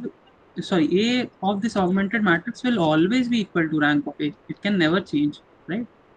It can never change because see, uh, pivots will only like at max pivots will be here, right?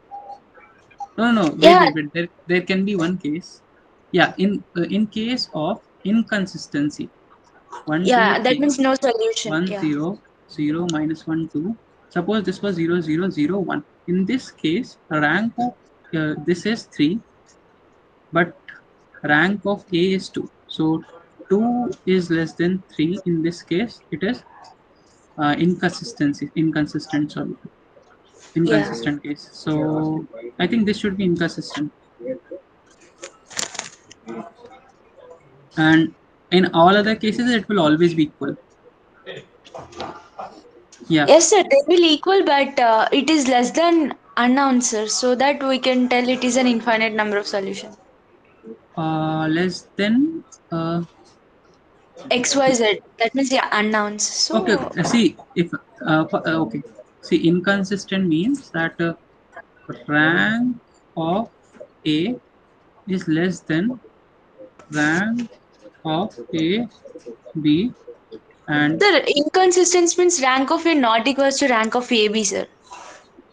Yeah. Yeah, that means mm, it is only right, sir. Yeah. no. See, rank of A is always equal to rank in case of consistency A given B, but it is not equal to n in this case. Infinite solution. Sorry, if it is Equal to N. Yeah. equal to n, then unique It will solution. become unique. if it is less than n, it will become infinite number of solutions. Yeah, less than n, then infinite solution. Yeah, okay. So can I use this method, sir? No, but for finding the actual unique solutions, you would have to rewrite the system also, right? Yes, sir. I mean, you are doing anything, you are doing the same thing, right? It's just that you have, at the end, you have different way of concluding. Like you are, anyway, you are moving on to this augmented matrix, right? Where you have reduced dimensional form. So when you are here, you can all anyway tell what are the results. Yes or no? Yes, sir. Yeah. Okay. So yeah. Okay. So do I need to explain the vector space concept still? Yes, sir. Just a brief explanation. Okay. Okay. So any set of objects that follow these three property. Okay, so these three are main. Closure under addition.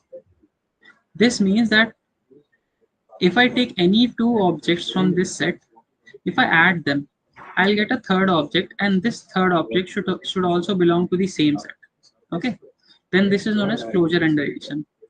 What about closure under scalar multiplication? Okay, scalar multiplication. Scalar is the keyword.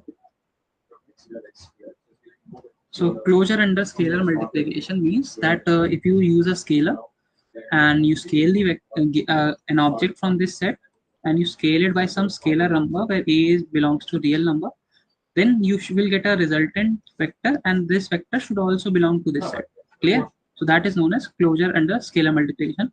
And then third is presence of zero entity. That is, there exists a vector b belongs to a. Okay, if a is a set such that v, okay, vi plus v is equals to vi for all vi's.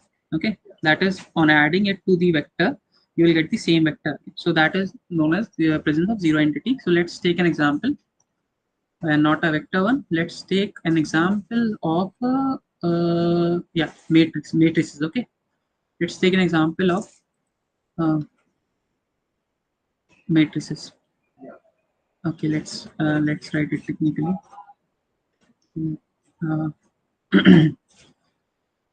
A, no, not A. Let's say B, all matrices B, such that they belong to, I think they are 3, 3, 3, yeah, 3, 3, such that Bij is equals to minus of Bji for all I, j, I is not equals to j. Okay. Okay, let's take yeah. Okay, this is fine. Okay, so you can see that this is a set of matrices.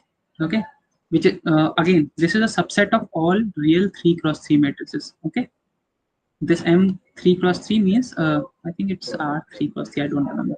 3x3 matrices. So A is a subset of matrices space such that every element of this matrix satisfies this property.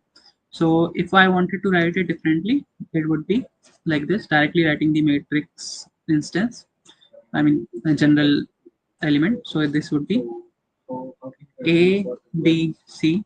Now you know Ij is equals to Bj. That is, any element here should be equal to element here. Similarly here, here, here, here, and these are anyway same diagonal elements. Okay. So this would be B times, then C, then D, D, E, F. Okay, so this is the matrix. Can you just check whether this condition is being satisfied? Okay, so always remember that there is usually a condition associated with. So to check the to check whether an element obtained after addition belongs to the original set, you have to check the given condition, which is generally given like this. Okay, so let's see. So this is how you write A, B, C, D, E, F belongs to the number. Okay. So let's take some instances. So let's take 1, 2, 3. Okay, so now this is a symmetric matrix, yes or no? Okay, so 1, 2, 3, then 5, 5, 6, 6, 7, 7. Okay, so this is a symmetric matrix. Let's take another example. 1, 0, 0, 0, 0, 0. Okay, so this is also a symmetric matrix. Check. Okay, symmetric matrix. Now if you add them, what will you get? 2, 2, 5, 6, 5, 2, 7, 6, 7, 3.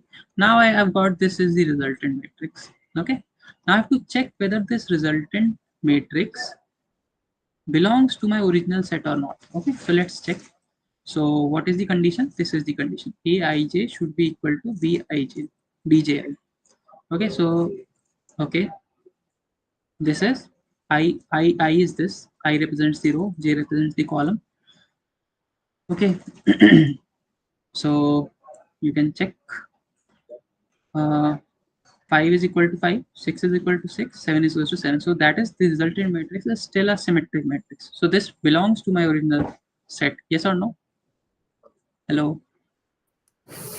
Yes, okay. sir. Yeah. So this is known as closure. So that is my set is closed under addition. Closed under addition means that if I add any two elements, I will still get an element within the set. I will never move out of the set. So if that set satisfies this property, then it means that it is closed under addition. Getting it? Again, this is a part of group theory which is not involved. I mean, not included here, but just this is important. Closed under addition means no matter which two elements you take from the set, if you add them, you will still get an element within the set.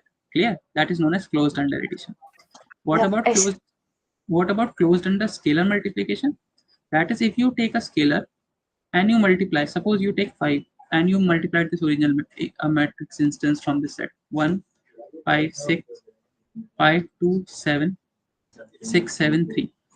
On multiplying this with this, you will get 5, 25, 30, 25, 10, 35, 30, 35, and 15. Okay, so now just check whether this matrix is still a symmetric matrix. Yes, yes, yes, yes, yes. Okay, this is still a symmetric matrix. So no matter what element I take from my set, if I scale it by some scalar, I still get a resultant matrix which is inside my set only. So that is known as closure under scalar multiplication. Scalar multiplication is important because if you multiply two symmetric matrices, okay, okay, in this case you will get a symmetric matrix. No, I don't think so. Yeah. So in So case in of symmetric matrix, diagonal elements may be different, right, sir? Only the apparent, yeah. diagonal elements may be different in symmetric matrix. Yeah, they can be different. Yeah. So like this. So what, like if, okay, the thing is, I was telling you that scalar multiplication word is important. But in this case, I think if A is a symmetric matrix, this means that A transpose equals to A. So if I have two symmetric matrices such that in this case,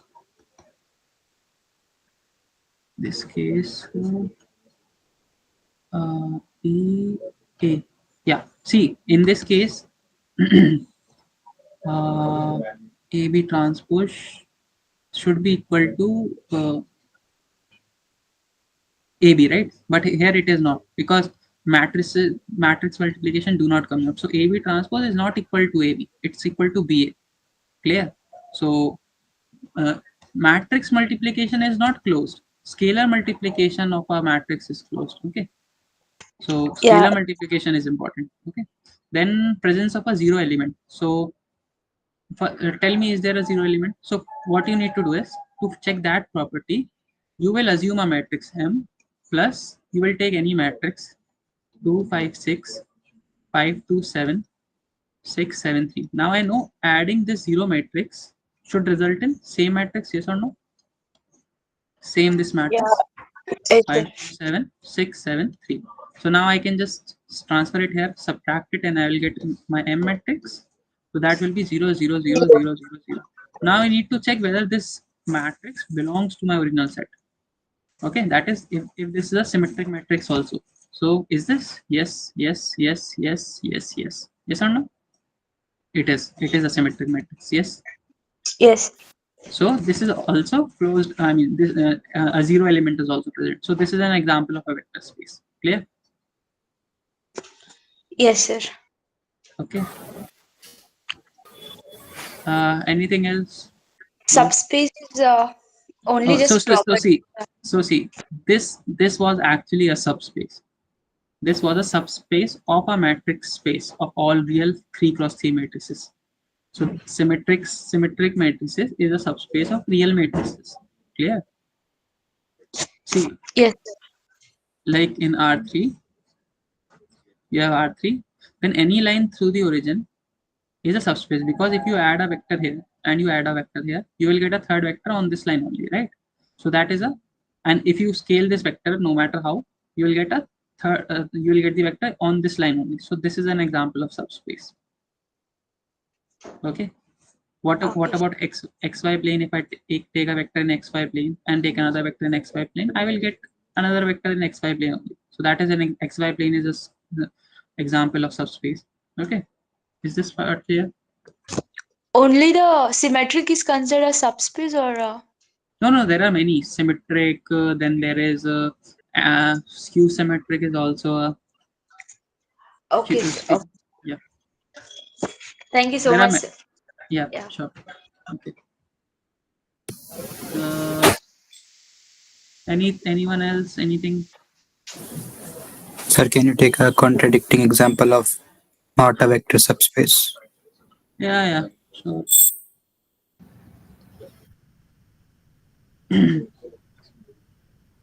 Okay. So, okay. Wait, let me think. Okay, sir. Yeah, okay, let's take this example.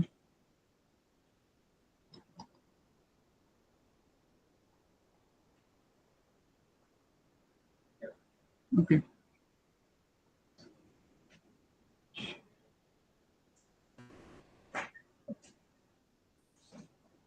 Yes. That's why.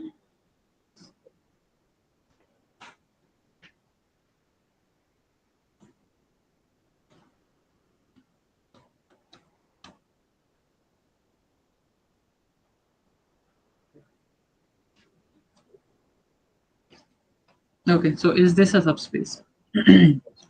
So we would have to check all those three properties. So let's take an instance. So 1, 2, 3, 2, 5, 6, 3, 6, and 5. Okay, so this is one instance. Okay, there is a 5. Now let's take another instance. Let's check closure property under addition. So 1, let's take 5, 6, 7, 6, 7, 2, 8, 8, and 5. Okay. Now if you add these two matrices, what will you get? Just add them. 6, 6, add them element wise. 6, 8, 8, 10, 10. Then you will get 7. Then you will get 14, 14, and on adding these two, you'll get 10. So, okay. Wrong example, sorry. Okay, so yeah, okay, no, this is correct. So just tell me, is this element belonging to the original set? No, sir. Because Yes, there is a sir. 5 here and there is a 10 here. Okay, so this is not closed. Okay, so this is not an example of a subspace. This is known as an affine subspace, but that is not of concern right now. Okay, is this clear? Okay. Yes, thank you. Yeah. Okay. Okay. Then I'll close the session now. Sir, by when will the recording will be uploaded? That the secretary will tell.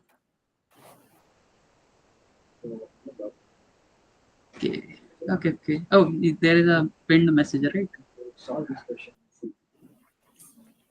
In the chat here. Yes. Okay, fine. Okay. Thanks for bringing it. Thank you, sir. Yeah. Thank you, sir. Okay. Thank you, sir. Sir, please use Desmos or GeoGebra from next sessions. It's good for visualization. Okay, fine. You are late, Chitij. Okay, just leave the meet.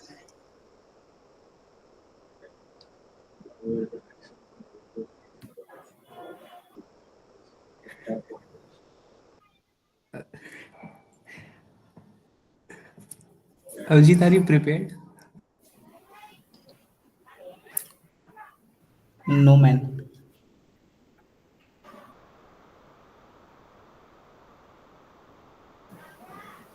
Us moment.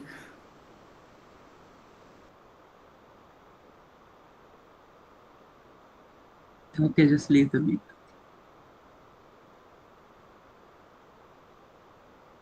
Sir, any tips?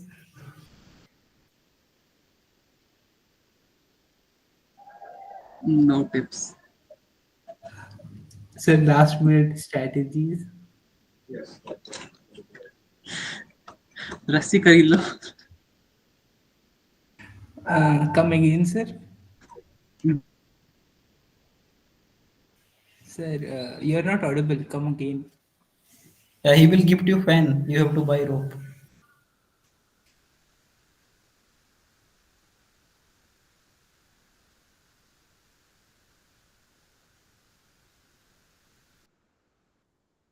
Sir, are you there? Sir, your mic is on mute. और बताओ भाई. सही था.